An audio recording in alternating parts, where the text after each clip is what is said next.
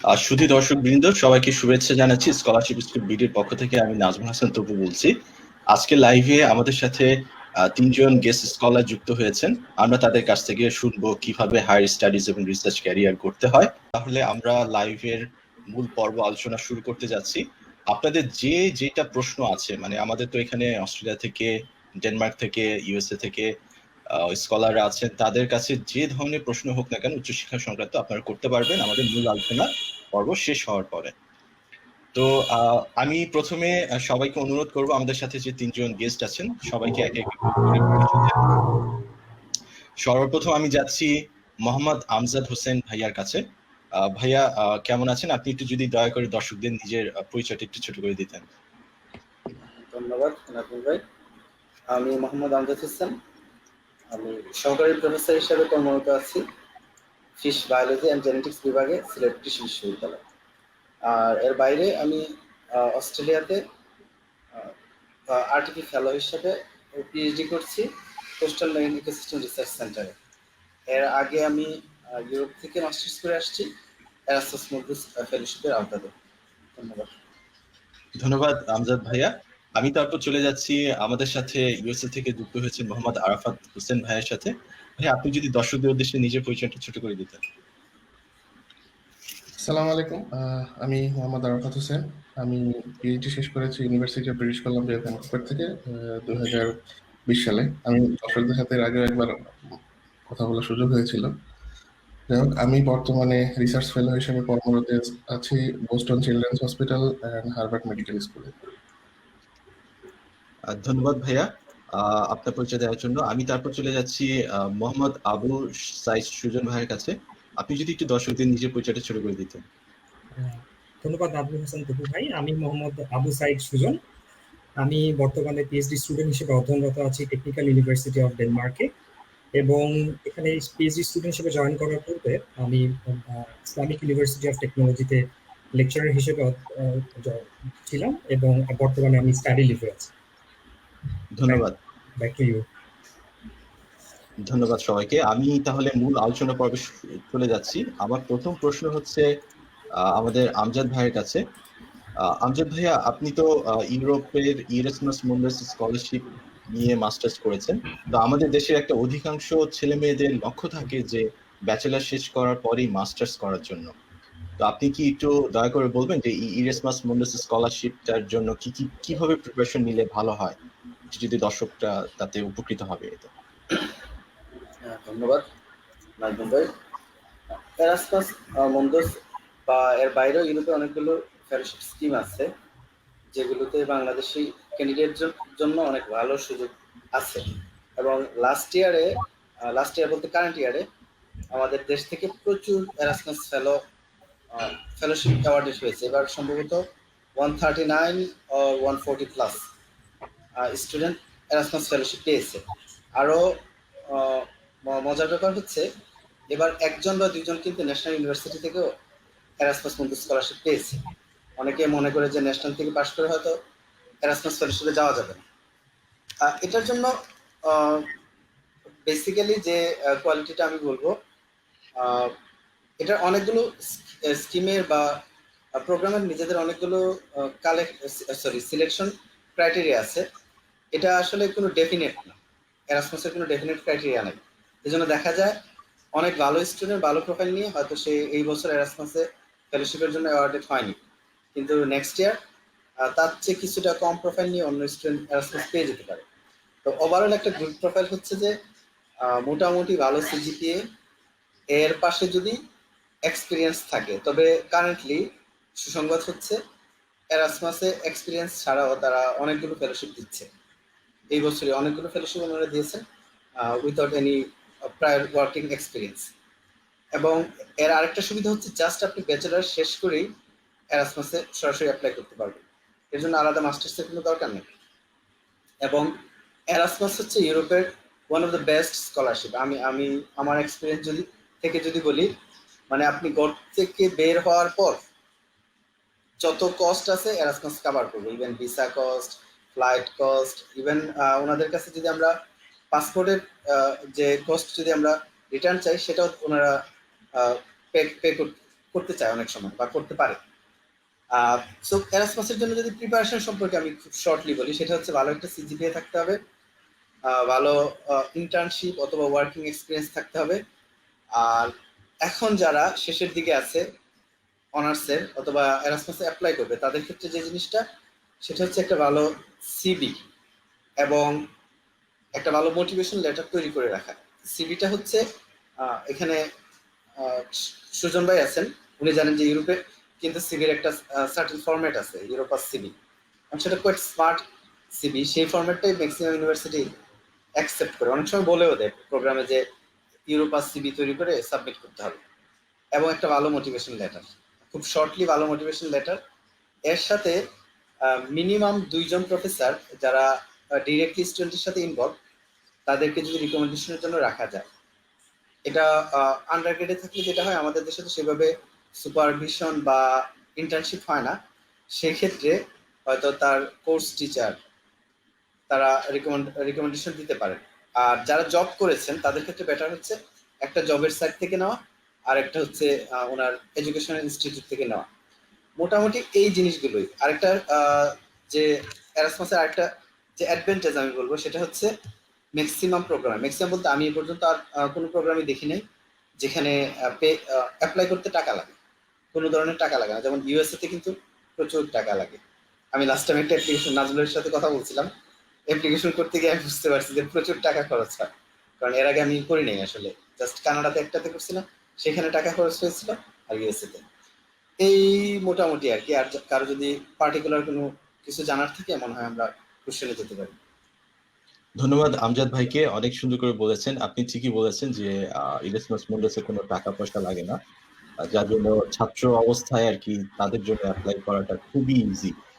Just টাকা ছাড়া পর্যাপ্ত পরিমাণ একাডেমিক কোয়ালিফিকেশন থাকলে তারা মাস্টার্স সেশন অ্যাপ্লাই করতে পারে। তা আমি পরবর্তীতে চলে যাব আমাদের আরাফাত ভাইয়ার কাছে।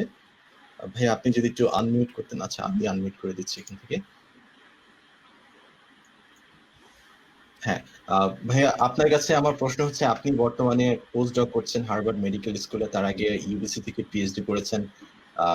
তো আপনার বিশাল একটা রিসার্চ এক্সপিরিয়েন্স আছে আপনার লাইফে। তো আমি একটু জানতে চাচ্ছি, বাংলাদেশের যে ছেলে মেয়েরা আন্ডারগ্রেডে যে পড়াশোনা করছে, তাদের একটা স্বপ্ন থাকে যে আন্ডারগ্রেডে কিছু রিসার্চ এক্সপিরিয়েন্স গ্যাদার করে দেন বাইরের দেশে উচ্চশিক্ষার জন্য যাওয়া।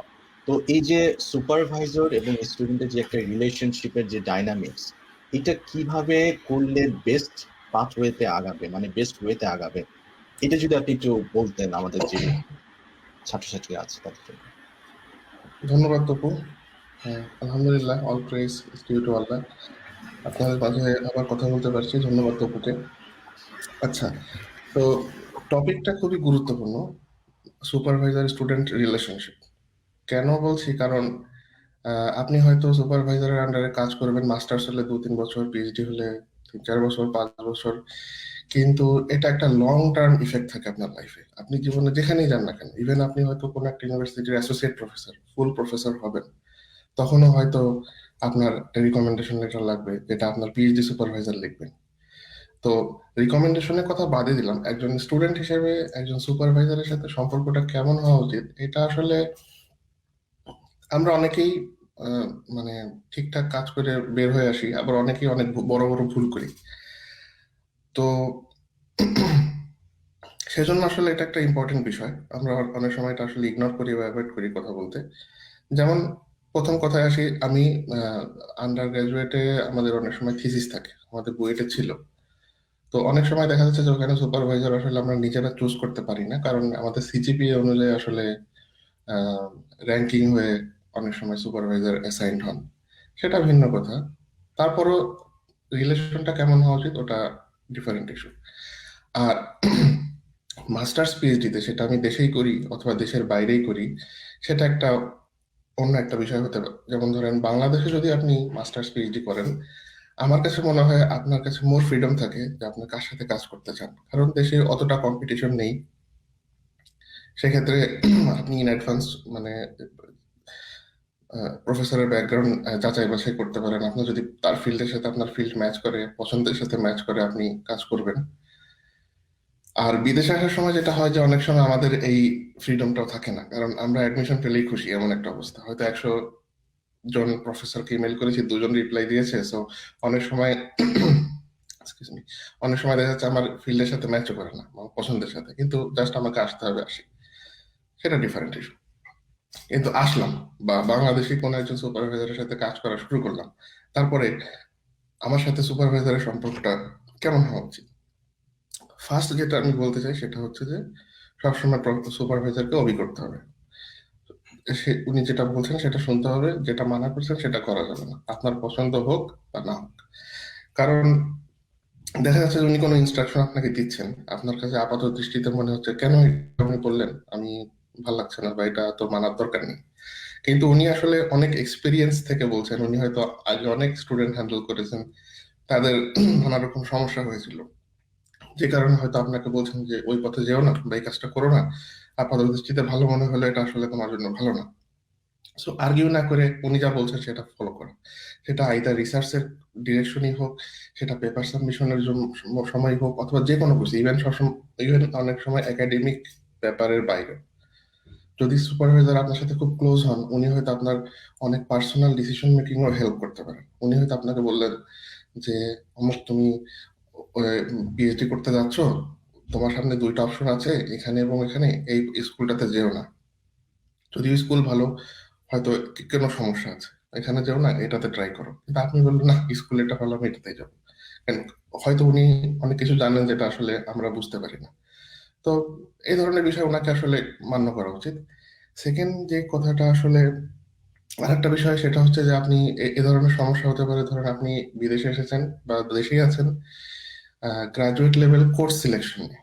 যেমন মনে করেন যে আপনার সুপারভাইজার একটা স্পেসিফিক ফিল্ডে কাজ করেন এবং উনি জানেন যে এই ফিল্ডে কাজ করতে হলে কোন কোন কোর্সগুলা আপনাকে নিতে হবে। আপনি কোর্সগুলো নিলে, পড়লে আপনি ওই ফিল্ডে রিসার্চ করার জন্য উপযুক্ত নলেজ আপনি অ্যাকোয়ার করতে পারবেন। এখন আপনি হয়তো শুনলেন যে এই কোর্সগুলো অনেক টাফ, এতে গ্রেড উঠানো খুব কষ্ট। আপনি চাচ্ছেন যে ইজি কিছু কোর্স নিয়ে আপনি ওভারঅল সিজিপিএটা হাই করতে চান।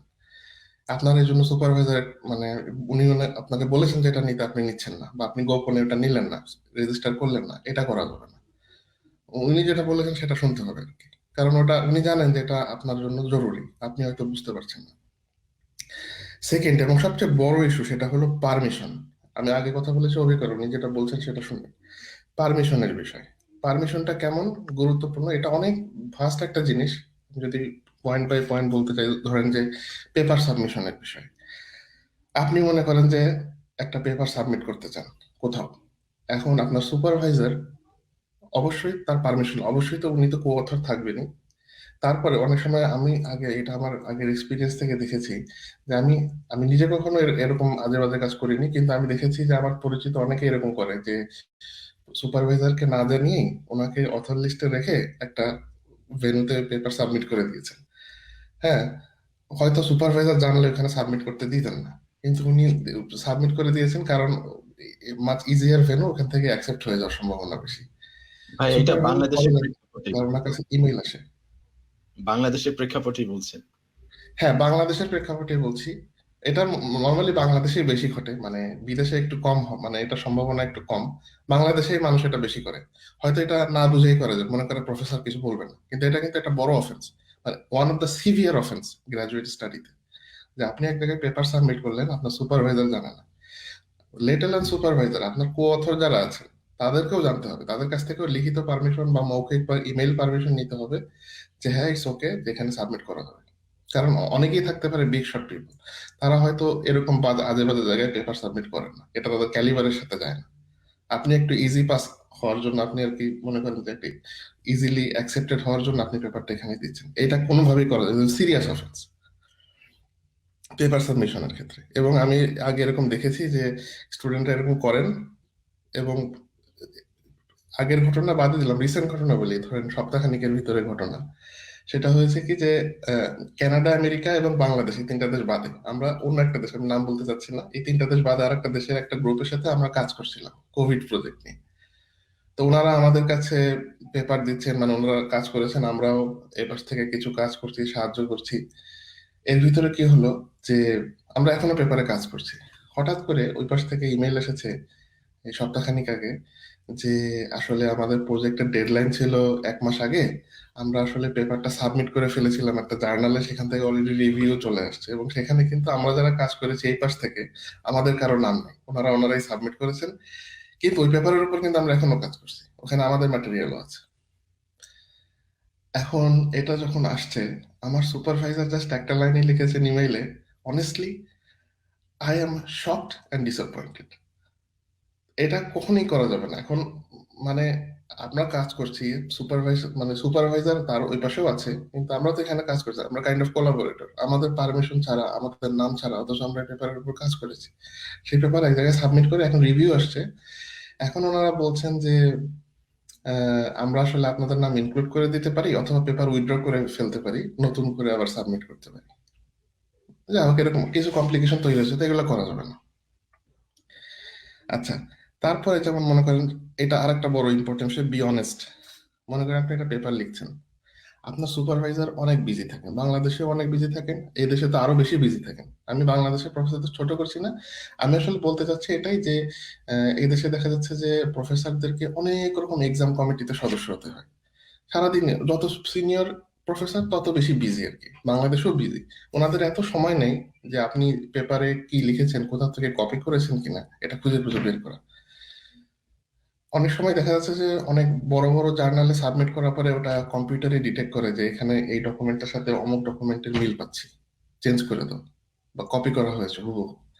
কিন্তু দেখা যাচ্ছে যে একটু ছোটখাটো জার্নাল, মিডিওকার জার্নালে যদি আপনি দেন, অনেক সময় ওটা চেক করে না, পেপার কিন্তু অ্যাকসেপ্ট হয়ে যেতে পারে। আর অনেকে আমাদের দেশে অনেকেই করে যে লোকাল ইউনিভার্সিটির জার্নাল গুলোতে পাবলিশ করে, সেটাতে তো অবশ্যই এটা চেক করে না। তো দেখা যাচ্ছে যে সুপারভাইজার, আমার মনে হয়, আমার আই বিলিভ সুপারভাইজাররা জানার মতে কখনো কপি করেন না, এটা করে স্টুডেন্টরা। স্টুডেন্টরা মানে দ্রুত পেপার পাবলিশ করে গ্রাজুয়েশন করে ফেলার জন্য ওনারা হয়তো অনেক জায়গা থেকে পেপার কপি করেন হুবহু, অথবা ইকুয়েশন কপি করেন, অথবা কনসেপ্ট কপি করেন। করার পরে সেটা যখন আসলে পরে ধরা পড়ে, তখন কিন্তু স্টুডেন্টের থেকে ক্ষতি কিন্তু সুপারভাইজারেরই বেশি হয়। আমাদের দেশে হলে তো মিডিয়া ট্রায়াল হয়ে যায় সুপারভাইজারদের, হয়তো উনি একটা ভালো ইউনিভার্সিটির প্রফেসর পদে যেতে আপনার অনেক কাঠখড়ি পোড়াতে হয়েছে, অনেক পরিশ্রম করতে হয়েছে, ওনার একটা সুনাম হয়েছে। আপনার একটা ভুলের কারণে ওনার কিন্তু পুরো ক্যারিয়ার ক্রাশ করতে পারে। হয়তো উনি তার কিছুই জানেন না, উনি আপনার উপরে রিলাই করেছিলেন যে আপনি পেপারটা ঠিক মতো লিখেছেন। হ্যাঁ, বিদেশে যদি হয় সেই ক্ষেত্রে হয়তো মিডিয়া পর্যন্ত ব্যাপারটা যায় না, কিন্তু ইউনিভার্সিটিতে কিন্তু প্রফেসরের খুব রেড রেড মার্ক করে দেয় যে এই প্রফেসরের স্টুডেন্ট এই কাজ করে, সুপারভাইজার ইগনোর ইট, অথবা উনি খেয়াল করেননি। তাকেও কিন্তু অনেক বোর্ডের সম্মুখীন হতে হয়। হয়তো উনি বের হয়ে আসতে পারেন যে আমি জানি না স্টুডেন্ট করেছে এটা, কিন্তু এটা কিন্তু একটা বিরাট রেড মার্ক আপনার সুপারভাইজারের জন্য, এই কাজ কখনোই করা যাবে না। এবং এরকম অনেক এক্সাম্পল কিন্তু আমাদের সামনে আছে, যে কপি করেছে স্টুডেন্ট, দোষ হচ্ছে কিন্তু সুপারভাইজার সহ পুরো গ্রুপের। হয়তো সুপারভাইজার বলছেন আমি জানি না, আমি স্টুডেন্টের উপর রিলাই করেছিলাম যে সে যা লিখছে সেটা ঠিক লিখছে। তারপরে শুধু তো পেপার সাবমিশন না, আপনি যখন পেপারের রিভিউ আসবে, রিবাটাল সাবমিট করবেন, তখন যে কোনো কিছুতে, আপনার রিসার্চ রিলেটেড যে কোনো কিছুতে, যে কোনো জায়গায় যা কিছু সাবমিট করার দরকার, থিসিস হোক, পেপারের রিবাটাল হোক, পেপার হোক, always take permission from your supervisor. সুপারভাইজারের কাছ থেকে পারমিশন নিতেই হবে।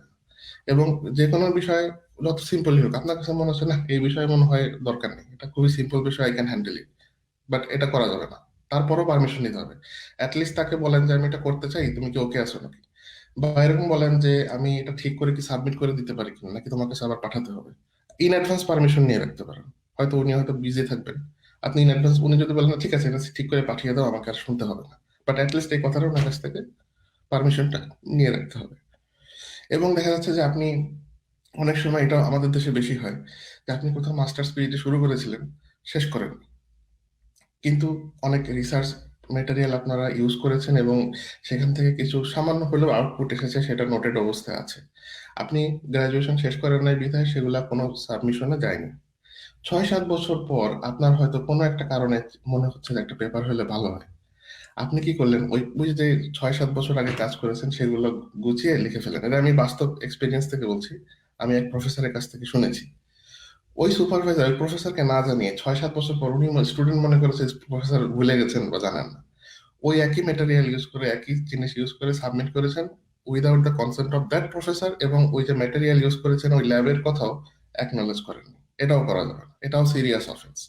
আপনি 10 বছর পরে কেন 50 বছর পরেও যদি সেই পেপার বা কোনো ম্যাটেরিয়াল সাবমিট করেন যেটা আগে আনপাবলিশড অবস্থায় ছিল, সুপারভাইজার যদি জীবিত থাকেন তার কাছ থেকে অবশ্যই পারমিশন নিতে হবে। আচ্ছা, এটা গেল। হ্যাঁ, এটা মোটামুটি big issue, permission, always have to take permission. আচ্ছা তবু আমি কি নেক্সট যাব নাকি আমি আবার ঘুরে পরে আসবো? আরো কিছু বলার ছিল আহ, বোধহয় পরে আমরা না হয় সাইকেল। পরে আপনার কাছে আবার ফেরত আসবো, এটা খুবই হ্যাঁ, ইম্পর্টেন্ট একটা ডিসকাশন। আমরা এটাই কন্টিনিউ করবো এরপর থেকে ইনশাল্লাহ।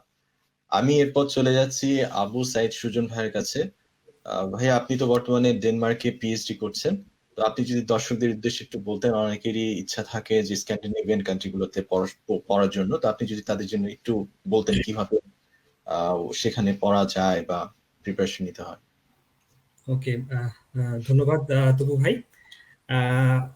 আমি বলবো ডেনমার্কে পিএইচডি করতে আসার গাইডলাইনটা it's a bit different comparing to Australia, USA, Canada, because এইসব কান্ট্রিগুলোতে কি হয়, at first you need to email the professor and you need to take the if there is funding available or PhD opening, then they will give you consent, and after that you need to go to the admission process, something like this.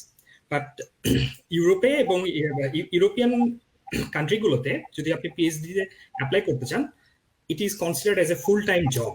It's a full time job. So এইটার অ্যাডভার্টাইজমেন্টটা আগে থেকেই ইউনিভার্সিটির ওয়েবসাইটে দেওয়া থাকে, যেটা প্রত্যেকটা university, European university গুলোর আপনি যদি ওয়েবসাইটে যান তাহলে দেখবেন জব ভ্যাকেন্সি নামে একটা পজিশন, একটা একটা মেনু থাকে, যেখানে ক্লিক করলে আপনি ওই এট দ্য মোমেন্টে পিএইচডি এবং পোস্ট ডক যে পজিশনগুলো অ্যাভেলেবল আছে ওই ইউনিভার্সিটিতে, সেগুলো সম্পর্কে একটা আইডিয়া পাবেন। And then you need to make a formal applications to that positions. And সেখানে একটা পিএইচডি টপিক্সটা প্রিডিফাইন্ড থাকে, পিএইচডি টাইটেলটাও দেওয়া থাকে যে এই টপিক্সের উপরে পিএইচডিটা you have to continue. And application processor ক্ষেত্রে there are some certain steps, like this is kind of similar to other universities. I would say that first you need to have a very good motivational letter, which is a game changer, I would say, in I think in every cases. And a good CV যেটা আমজাদ ভাই আগে mention করছেন, and এটা it depends where you are applying. যদি তারা European ফরম্যাটে চায়, definitely আপনাকে ইউরোপিয়ান ফরম্যাটে সিভিটা দেওয়া লাগবে। সো এটা ওখানে ডিটেলস ইনস্ট্রাকশনটা দেয়া থাকে, পিএইচডি অ্যানাউন্সমেন্ট, জব অ্যানাউন্সমেন্টে ডিটেলস দেয়া থাকে how they want it. And apart from this, আপনি যেহেতু আমাকে স্পেসিফিকভাবে ডেনমার্কের কথা বলছেন, সো আমি বলবো ডিটিইউ, আমি যেহেতু ডিটিইউতে আছি, এখানে আপনাকে যদি আপনি ইউরোপিয়ান কোনো কান্ট্রি থেকে মাস্টার্স কমপ্লিট না করেন, সেই ক্ষেত্রে তারা একটা অ্যাডিশনাল জিনিস আপলোড করা লাগে, যেটা হচ্ছে মার্কস কনভার্সন শিট, যেটার জন্য একটা টুল আছে, সেটাকে এক্সেল একটা টুল স্প্রেডশিট আছে, where you can upload all the course that you have gone through in your undergrad or masters, and they will convert it in Danish standard.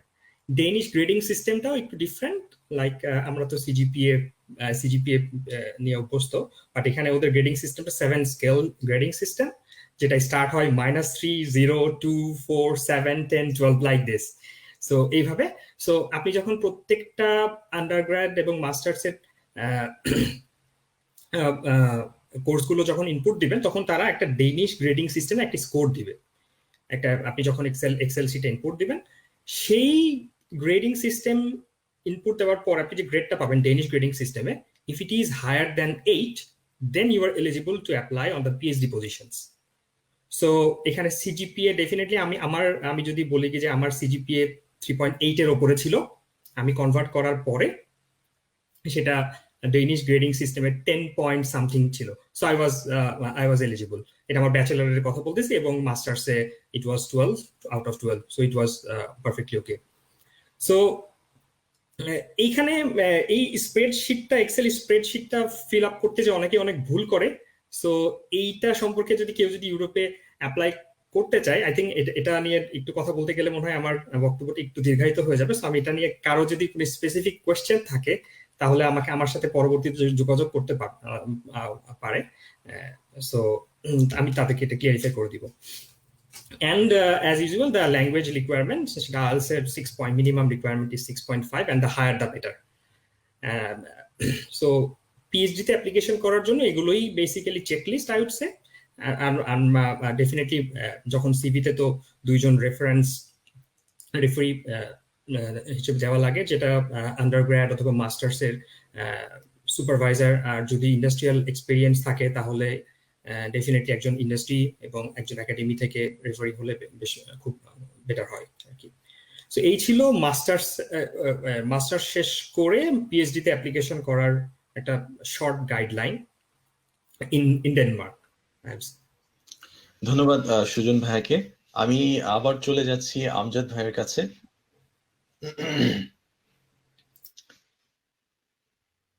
Amjad ভাই, আপনি যদি একটু আনমিউট করতেন তাহলে সুবিধা হতো। হ্যাঁ আমজাদ ভাই, আপনার কাছে আমার প্রশ্ন হচ্ছে যে আপনি তো বর্তমানে যে টপিকটা নিয়ে রিসার্চ করছেন সেই টপিকটা নিয়ে বা এটা রিলেটেড যে টপিকগুলো আছে বা বর্তমানে যে কাটিং এজ রিসার্চ ফিল্ড গুলো আছে আপনার ফিল্ডে, সেগুলো সম্পর্কে যদি দর্শকদের একটু বলতেন তাহলে তারা জানতে পারতো যে কি কি টপিক নিয়ে কাজ করা হচ্ছে। ধন্যবাদ নাসিম ভাই। আরাফাত ভাই সাথে আছে, আমি জানি আরাফাত ভাই হয়তো লাইফ সায়েন্সের লেটেস্ট অনেক রিসার্চ নিয়ে আরো বলবেন। তো আমি জাস্ট শর্টলি যদি বলি, সেটা হচ্ছে এখন আমার ব্যাকগ্রাউন্ড হচ্ছে ফিশারিজ। আমি মাস্টার্স করেছি জেনেটিক্সে, ফিশ বায়োলজি এন্ড জেনেটিক্সে। এখন আমি পিএইচডি করছি যেখানে সেটা হচ্ছে basically ecosystem plus molecular ecosystem, এই দুইটা থিমের উপর আমি কাজ করছি। লাইফ সায়েন্সের ক্ষেত্রে এখন মেরিন সায়েন্স অনেকটাই বাইরের দেশে মলিকুলার। আমরা যদি বাদ দিই যে শুধু ইকোসিস্টেম বা ইকোলজি টপিকটা যদি আমরা বাদ দিই, ম্যাক্সিমাম হচ্ছে মলিকুলার। ইভেন অনেক আগে যেটা হতো, আজকে থেকে হয়তো 10 বছর 15 বছর আগে, যে আমাদের ইকোলজি স্টাডিটার বেসিস ছিল আপনার বিভিন্ন প্যারামিটার নেওয়া, যেমন আমরা বলি এনভায়রনমেন্টাল প্যারামিটার বা ক্লাইমেট প্যারামিটার, ওয়েদার প্যারামিটার, সেগুলোর উপর বেসড করে ইকোসিস্টেম স্টাডিটা হতো। কিন্তু এখন ইকোসিস্টেম স্টাডিটা চলে গেছে আপনার হাইলি মলিকুলার লেভেলে। এটার যে জিনিসটা আমাদের লাইফ সায়েন্সে একটা আশীর্বাদ হিসাবে আসছে, সেটা হচ্ছে আমাদের ট্রান্সক্রিপ্টোমিক্সে খুব বড় ধরনের চেঞ্জ। যে আপনার লাস্ট 10 ইয়ার্স আর 15 ইয়ার্স ট্রান্সক্রিপ্টোমিক্স খুবই অ্যাডভান্স লেভেলে চলে গিয়েছে। ইভেন আমার যে কো সুপারভাইজার সে মাঝে মধ্যে বলে যে আজকে হয়তো তুমি জেনেটিক্সের এই টুলসগুলো ইউজ করছো, এই যে কাজগুলো করছো, আর আজকে থেকে 10 বছর বা 15 বছর পর সেই কাজগুলো খুব চিপ হয়ে যাবে। কারণ জেনেটিক্সে কিন্তু এখন আপনার টেকনোলজিক্যাল ডেভেলপমেন্ট খুবই ফাস্ট হচ্ছে। যখন স্যাঙ্গার্স যখন সিকোয়েন্সিং শুরু করে, তখন সিকোয়েন্সিং করতে যা কস্ট হতো, আজকে আমার মনে হয় অ্যারাউন্ড 80% কস্ট কমে আসছে। এবং অক্সফোর্ড তারা একটা ন্যানো চিপ নিয়ে কাজ করছে। আপনার যে ন্যানো চিপটা হচ্ছে কি জাস্ট আমাদের পেন ড্রাইভের মতো একটা চিপ। এই চিপের ভিতরে আমরা যখন কোনো লাইফ ম্যাটেরিয়ালস আমরা স্যাম্পল হিসাবে রেখে দিব, সেটা ট্রিটমেন্ট করে উইদিন ফিউ টাইমস তারা আমাদেরকে বাইনারি ডাটা প্রোভাইড করতে পারবে। যে আমরা যে এটিজিসি, যে আমরা যে নিউক্লিওটাইড গুলোর এগেনস্টে যে বাইনারি ডাটা তারা প্রোভাইড করতে পারবে। যদিও এটা আমি জানি না ওনারা এটা ইমপ্রুভ করে ফেলেছে কিনা। লাইফ সায়েন্সে কিন্তু বড় ধরনের চেঞ্জ চলে আসছে। এই জন্য ম্যাক্সিমাম কান্ট্রি আপনার লাইফ সায়েন্সের রিসার্চের ক্ষেত্রে চলে যাচ্ছে আপনার মলিকুলার লেভেলে। কারণ আমি পার্সোনালি যে কাজটা করছি সেটা হচ্ছে আমি মাড ক্র্যাবের উপর কাজ করছি। আমাদের দেশে যেটাকে আমরা বলি কাঁকড়া, সুন্দরবনে যে কাঁকড়াটা পাওয়া যায় বা খুলনা রিজনে, যেটা আমরা আমাদের দেশে একমাত্র এই ডেভেলপ হচ্ছে এই কাঁকড়াটাই। এবং ওয়ার্ল্ড ওয়াইড এই কাঁকড়ার ডিমান্ডটা খুবই হাই এবং এটা বাড়ছে। কারণ মানুষ আসলে সমুদ্রের যে মাছ জাতীয় যে জিনিসগুলো, সেগুলোকে অলরেডি ম্যাক্সিমাম স্টকই নষ্ট করে দিয়েছে। ইভেন শ্রিম প্রন যদি আমরা বলি, সেই স্টকগুলো কিন্তু শেষ হয়ে গিয়েছে। এখন যে আমাদের নন ফিশারিজ প্রোডাক্টগুলোই হচ্ছে বেসিক্যালি ইকোনমিক্যাল ভ্যালুর প্রোডাক্ট, এবং যারা সমুদ্রে এখনো এক্সিস্টেড আছে। কারণ আপনি যখন সমুদ্রে সি ফুডের কথা বলবেন, অনেকে কনফিউজ করে ফেলে। সি ফুড কিন্তু কালচার পায় না, seafood totally wild, natural. আর অ্যাকোয়াকালচার প্রোডাক্ট কমপ্লিটলি আলাদা। এই জন্য সি ফুডের হচ্ছে আলাদা একটা ভ্যালু।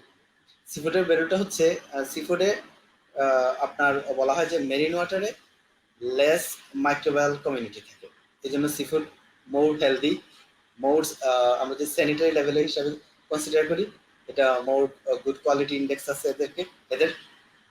এই জন্য সবাই তো আমরা বাইরে আছি, আমরা জানি বাইরে কিন্তু সিফুড রান্না করে না, জাস্ট র সিফুড খাওয়া হয়। আমাদের দেশে যেরকম আমরা মাছ রান্না করে খাই, বাইরে এরকম হয় না, আমরা যদি একটু খেয়াল করি। তো এই জন্য যে কথাটা বলছিলাম যে ওয়াইল্ড স্টকের রিসার্চ বেসিক্যালি এখন অস্ট্রেলিয়ার কথা যদি আমি করি, অস্ট্রেলিয়াতে বেসিক্যালি ওয়াইল্ড স্টকের রিসার্চ বেশি হচ্ছে, কারণ অস্ট্রেলিয়া খুব বড় কান্ট্রি, যেমন এর চারপাশে হচ্ছে আবার প্যাসিফিক, খুব বড় তাদের ওয়াটার বডি আছে এবং প্রচুর আইল্যান্ড আছে। তো এদের ক্ষেত্রে অস্ট্রেলিয়ানরা ম্যাক্সিমাম ক্ষেত্রে যেটা প্রেফার করে সেটা হচ্ছে যে তারা ওয়াইল্ড শ্রিম্প, প্রন অথবা ক্র্যাব খাবে। তো আমার কাজটা হচ্ছে যে আমাদের দেশে যেরকম আমরা ক্র্যাব খাওয়ার ক্ষেত্রে কোনো ধরনের সেক্সের উপর কোনো ধরনের সিলেকশন করি না, কিন্তু অস্ট্রেলিয়াতে মানে আনফর্চুনেটলি অস্ট্রেলিয়ানরা কখনোই ফিমেল ক্র্যাব খেতে পারে না। এই পর্যন্ত ফিমেল ক্র্যাব ওদের খাওয়ার কোনো এক্সপিরিয়েন্স নেই, কারণ ফিমেল ক্র্যাবকে আমরা ধরে নিই যে তারা নেক্সট রিপ্রোডাকশনে তারা স্টকে রিক্রুটমেন্টে সহায়তা করবে, এই জন্য ফিমেল ক্র্যাব খাওয়া যায় না।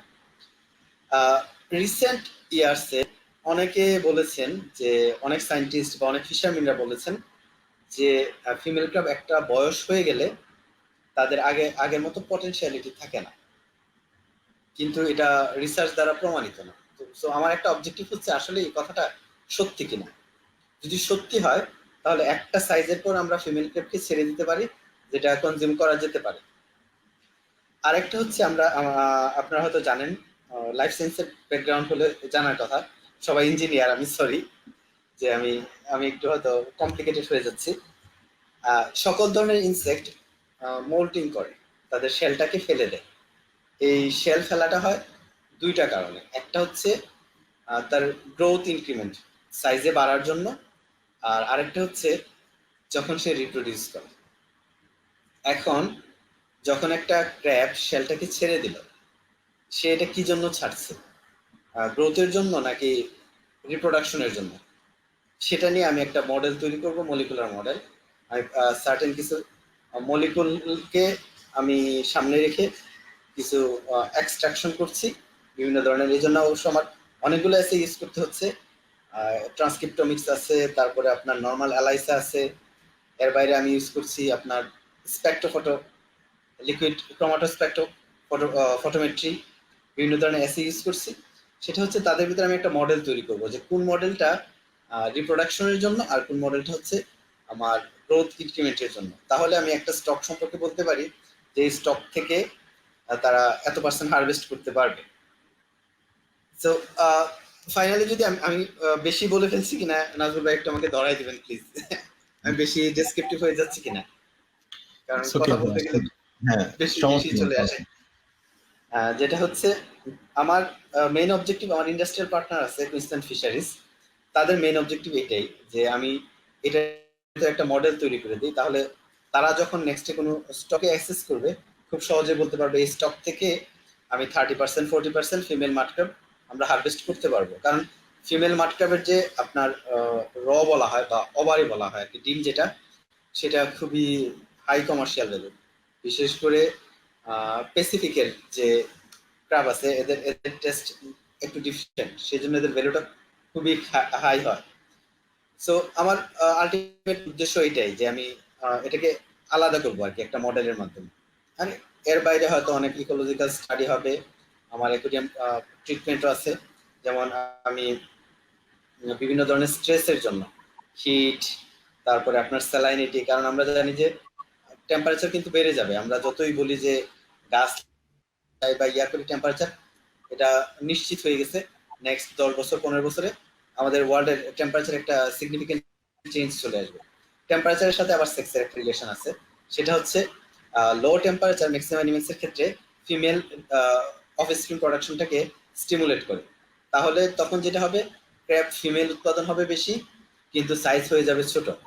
এই জন্য আমার অনেকগুলো ট্রিটমেন্ট আছে যে মেল সাইজ ছোট হলে বা ফিমেল সাইজ ছোট হলে রিপ্রোডাকশন কিভাবে ম্যানিফেস্টেড হবে, বা টেম্পারেচার বেড়ে গেলে কিভাবে ম্যানিফেস্টেড হবে, স্যালাইনিটি বেড়ে গেলে কিভাবে ম্যানিফেস্টেড হবে, এই জিনিসগুলোই। সো এখন লাইফ সায়েন্সে, বা আমি যদি বলি মেরিন সায়েন্সে, হট টপিক হচ্ছে আপনার কনজারভেশন জেনেটিক্স বা স্ট্রেস ফিজিওলজি, এই টপিকগুলো। কারণ ম্যাক্সিমাম ক্ষেত্রেই আপনার স্টাডিগুলো হচ্ছে স্ট্রেসের এগেনস্টে অ্যানিমেলসের রেসপন্স নিয়ে। সেটা ডিফারেন্ট টাইপস অফ অ্যানিমেলস হতে পারে, যেমন ডেনমার্কে অনেক ভালো স্টাডি হচ্ছে স্ট্রেসের এগেনস্টে।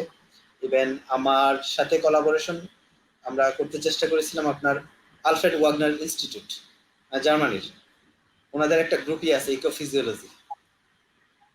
সো ফাইনালি মূল কথা যেটা আমি বেশি বলে ফেলছি, সেটা হচ্ছে যে আমরা এখন লাইফ সায়েন্সের ম্যাক্সিমাম স্টাডি হচ্ছে আমাদের মলিকুলার লেভেল, কারণ এগুলো সহজ। যেমন এখন আগে আমরা মাছের একটা খাদ্যাভ্যাস জানার জন্য মাছকে আমরা নিয়ে আসতাম, পেট কেটে বিভিন্ন ধরনের জিনিসগুলোকে আইডেন্টিফাই করার চেষ্টা করতাম। এখন এটা করেই না, মাছটাকে নিয়ে আসার পর মাছের যে ডাইজেস্টিভ অর্গানে যে ডাইজেস্ট হয়ে যায় যে জিনিসগুলো, সেগুলোকে জাস্ট আমরা মেটাজেনোমিক্স বলি, মেটা অ্যানালাইসিস করি। মেটাজেনোমিক্স স্টাডি করে যে আপনার তাদের কিছু মার্কার আছে, টেক্সোনমিক মার্কার। কারণ আপনার জেনেটিক্সের সফটওয়্যার বা জেনেটিক্সের রিসোর্স ম্যাক্সিমামই হচ্ছে ফ্রি। এনসিবিআই বা চাইনিজের কিছু এখন লাইব্রেরি আছে, সেগুলো টোটালি ফ্রি। সো আমরা মার্কার যদি এস্টাবলিশ করে ফেলতে পারি, সেই লাইব্রেরি থেকে খুব সহজেই অর্গানিজমগুলোকে বা অন্তত জেনাস হিসাবে আইডেন্টিফাই করে নেওয়া যায়। তো ম্যাক্সিমামই এখন হচ্ছে আপনার কি বলবো আমি, যে চলে গেছে আপনার মলিকুলার লেভেল। ইভেন আমি লাস্ট টাইম নাজমুল ভাই, আপনার মনে আছে কিনা, আমি আপনাকে ইউএস এর কথাটা বলছিলাম যে আমি রিসেন্টলি ইউএসএ তে একটা জি পজিশন পেয়েছি। সেখানেও হচ্ছে আমার কাজটা সেম। সেটা হচ্ছে ডায়াটম, এক ধরনের প্লাঙ্কটন। সেই প্লাঙ্কটন গুলো আমার কোর্স স্যাম্পলিং করতে হবে, আপনার জিওগ্রাফিক্যাল স্যাম্পলিং, বিভিন্ন ধরনের জিওগ্রাফিক্যাল ল্যাব থেকে স্যাম্পলিং করে তাদের ইভলিউশনারি হিস্ট্রি রিকনস্ট্রাক্ট করতে হবে। তো আমার মনে হয় অ্যারাউন্ড নেক্সট 10 ইয়ার্স বা 15 ইয়ার্সে আপনার জেনোমিক্সে বা অমিক্স বলছি কেন, এখন অনেকগুলো ভাগ হয়ে গেছে, যেমন ট্রান্সক্রিপ্টোমিক্স, প্রোটিওমিক্স, জেনোমিক্স, এই ধরনের অনেকগুলো ভাগ হয়ে গেছে। এখানে একটা রিভলিউশনারি চেঞ্জ চলে আসবে, কারণ এই সেক্টরে এখন অনেক ধরনের আপনার মানুষের ইনভলভমেন্ট আছে। আপনি এখন একটা জেনোমিক্স ল্যাবে কম্পিউটার সায়েন্স ব্যাকগ্রাউন্ডের মানুষ পাবেন, ইভেন কি বলা হয় স্ট্যাটিস্টিক্স ব্যাকগ্রাউন্ডের মানুষ পাবেন, কারণ জেনোমিক্সটা হয়ে গেছে একটা মাল্টিডিসিপ্লিনারি সেক্টর। সো যারা লাইফ সায়েন্সে কাজ করছে এখন, তাদের ক্ষেত্রে এটা ভবিষ্যতে বড় একটা হট টপিক হবে যদি ধরে রাখতে পারে। ধন্যবাদ নাজমুল ভাই। নেক্সটে যদি ধন্যবাদ। কোশ্চেন আসে তখন অ্যাড্রেস করবেন। ধন্যবাদ আমজাদ ভাই এত ডিটেলসে বলার জন্য। তোমরা যারা এই রিলেটেড কাজ করছো লাইফ সায়েন্স এবং রিলেভেন্ট ফিল্ডে, আশা করছি খুবই চমৎকার একটা ওভারভিউ পেলে। তো আমি আবার ফেরত যাচ্ছি আরাফাত ভাইয়ের কাছে। আরাফাত ভাই যদি একটু আনমিউট করতেন কাইন্ডলি। ধন্যবাদ তো তপু। আমজাদ ভাই, আমরা আপনার কাজগুলো কঠিন কিন্তু অনেক মজার। হ্যাঁ তা ঠিক। হ্যাঁ, আচ্ছা তো ভাই ঠিক আছে। আরাফাত ভাই আপনি যদি কন্টিনিউ আমি করতেন। কথা বলেছিলাম সুপারভাইজারের কাছ থেকে পারমিশন নেওয়ার বিষয়গুলো নিয়ে। আচ্ছা, এবার আসি পোলাইটনেস নিয়ে। আচ্ছা, তো যেটা বলতে চাই, আমি এটা পার্সোনালি, মানে আমি অনেক দেখেছি আর কি, আমার মানে অনেক বন্ধু বান্ধবের কাছ থেকে শুনেছি। দেখা যাচ্ছে যে সুপারভাইজাররা অনেক বিজি থাকেন, এবং যদি সিনিয়রিটি বাড়ে, যদি ফুল প্রফেসর হন, অ্যাজ আই সেড, অনেক ধরনের ইউনিভার্সিটি এক্সামের কমিটি মেম্বার থাকেন, সারাদিন ক্যালেন্ডার বুক থাকে। আমি দেখা যাচ্ছে যে আমার পিএইচডি শেষ করার আগ দিয়ে এরকম হয়েছে যে হ্যাঁ, এক্সাম স্কেজুলিং করব, কখন এক্সামটা নিলে সবার ইয়ে হয়, আমাকে বলছে যে ঠিক আছে, আমি তো জানি না আমি কখন ফ্রি, আমার ক্যালেন্ডারটা শেয়ার করা আছে, ক্যালেন্ডারে দেখো আমার কখন মানে ইয়ে আছে আর কি, আমি অকুপাইড না, ওরকম একটা সময় ফেলা, মানে ওনার ক্যালেন্ডার আমি চেক করে ওনার ফ্রি টাইম বের করছি, মানে এত বিজি, ক্যালেন্ডার ফুল। আচ্ছা, তো যেটা হয়, আমি বলতে চাচ্ছি যে ওনারা এত কাজে ব্যস্ত থাকেন, ওনারা না ভুলে যান আর কি, জিনিস অনেক সময় ভুলে যান, খুঁটিনাটি বিষয়। যেমন ধরেন, আপনার সাথে একটা সপ্তাহে মিটিং হলো, আপনি রিসার্চে কোথাও আটকে গেছেন, ওনার সাথে বসে আপনার একটা মিটিং হয়েছে, উনি আপনাকে হয়তো বললেন যে ঠিক আছে, তুমি এটা ট্রাই করো, যে কোনো একটা বিষয় সলভ, মানে আপনি হয়তো কোনো একটা জায়গায় স্টাক হয়ে আছেন, আপনাকে এটা সলিউশন করার জন্য বললেন যে সলভ করার জন্য তুমি এই পথটা অবলম্বন করতে পারো, লেটস ট্রাই দিস।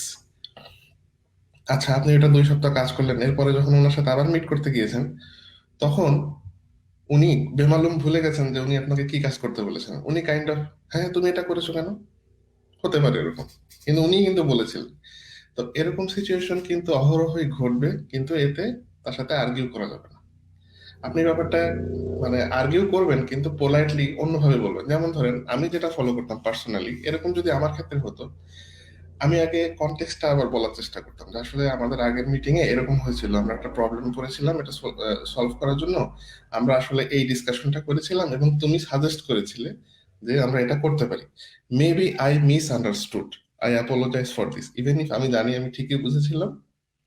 হ্যাঁ, এটা করলে কি হবে, ওনার মনে পড়বে, উনি ধরবে ও আচ্ছা আচ্ছা আচ্ছা, ঠিক আছে ঠিক আছে ঠিক আছে। কিন্তু আপনি যদি প্রথম বলতে না না তুমি এটা বলছিলা, তুমি এটা বলেছিলে, আমি তো ঠিকই করেছি, তখন কিন্তু একটা আর্গুমেন্টে চলে যাবে অনেক সময়। উনি হয়তো মনে করতে পারবেন না, আর আপনি সমানে বলবেন যে না তুমি বলেছিলে।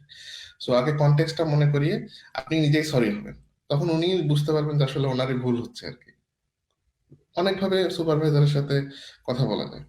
আচ্ছা, আমি আমার একটা পার্সোনাল এক্সপিরিয়েন্স বলি। আমার এক ফ্রেন্ড, বাংলাদেশি ফ্রেন্ড অবশ্যই, তো সুপারভাইজারের সাথে খুব তর্ক করতো। এবং ওনার সবচেয়ে আর একটা বিষয় হচ্ছে যে অনেক সময় আমরা বাইরের দেশে যাই, ফান্ডিংটা সুপারভাইজারের কাছ থেকে আসে না, হয় ইউনিভার্সিটি ফান্ডিং দিচ্ছে অথবা সরকারি ফান্ডিং এ যাচ্ছি। তখন আমার নিজের কাছে মনে হয় যে আমি তো প্রফেসরের কাছ থেকে টাকা নিই না, তাহলে কেন ওর কথা শুনতে হবে? এটা করা চলে না কিন্তু। টাকা যেই দিক, উনি আপনার সুপারভাইজার।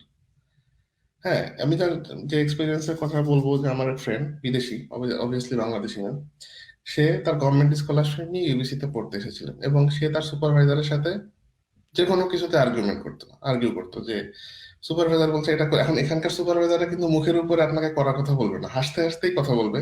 হ্যাঁ তুমি তো এটা করেছো, এটা ঠিক হয়নি। সে এটার উত্তরে বলবে না আমি ঠিকই করেছি, কারণ তুমি বলেছিলে, যেটা বললাম আর কি, যে আপনি কথা অন্যভাবেও বলতে পারেন, সে হয়তো ভুলে গিয়েছে, উনি হয়তো ভুলে গিয়েছেন। তো যাই হোক, তো এটা করতে করতে একটা পর্যায়ে সুপারভাইজারের সাথে কন্টিনিউয়াস আর্গুমেন্ট যে কোনো বিষয় হতে হতে এমন একটা পর্যায়ে পৌঁছালো, সুপারভাইজার বলল ওকে আই এম ডান, আমি তোমার সাথে আর নেই। এখন সে থিসিস করে ফেলেছে মাস্টার্স এর, 2 বছরের জায়গায় 2.5 বছর হয়ে যাচ্ছে, কিন্তু ওনার ডিফেন্স হচ্ছে না, কারণ সুপারভাইজার বলছে I am done with him. আমি যেহেতু তাকে ফান্ড দিই না, সে তার ব্যবস্থা নিজে করুক, আমার কথা সে শোনে না। তারপরে তাকে ডিপার্টমেন্টে ইমেল করতে হয়েছে যে আমার ডিফেন্স হচ্ছে না। পরে গ্রাজুয়েট অ্যাডভাইজার নিজে উপযোজক হয়ে কমিটি ব্যবস্থা করে তারপর তাকে গ্রাজুয়েট করাতে হয়েছে, ডিফেন্স দিয়েছে, সেখানেও সুপারভাইজার উপস্থিত ছিলেন না। কিন্তু সে হয়তো পাশ করে গেছেন, সার্টিফিকেট পেয়ে গেছেন। ক্ষতিটা কি হচ্ছে দেখেন, নেক্সট টাইম সে যখন কোনো পিএইচডি তে অ্যাডমিশন নেবেন, তখন আগে সুপারভাইজার বলবে I want to talk to your master supervisor. ওইখানে কিন্তু সুপারভাইজার বলবে যে আমি তাকে চিনি, সে ভালো লোক না। ঠিক আছে, তো এই ধরনের বিষয়গুলো মাথায় রাখতে হবে। আচ্ছা, আর একটা গুরুত্বপূর্ণ বিষয়, এটা বাংলাদেশের জন্য খুবই সিরিয়াস অফেন্স। এখানে দেখা যাচ্ছে যে প্রফেসরদের কাছে বেশ ভালো ফান্ড থাকে, কিন্তু বাংলাদেশে যেহেতু ফান্ড একটু কম, প্রফেসরদেরকে হয়তো আইসিটি মিনিস্ট্রি থেকে বা অনেক সময় ওয়ার্ল্ড ব্যাংকের হেকে প্রজেক্ট থেকে অনেক মানে কষ্ট করে ফান্ডের ব্যবস্থা করতে হয়। এবং আমি এটা বাস্তবে দেখেছি, এটা আমার আগের এক্সপিরিয়েন্স। দেখা যাচ্ছে যে প্রফেসর কোন একটা স্টুডেন্টকে নিয়েছেন, স্টুডেন্ট প্রমিস করেছেন যে সে প্রজেক্টের 2 বছর কাজ করবে।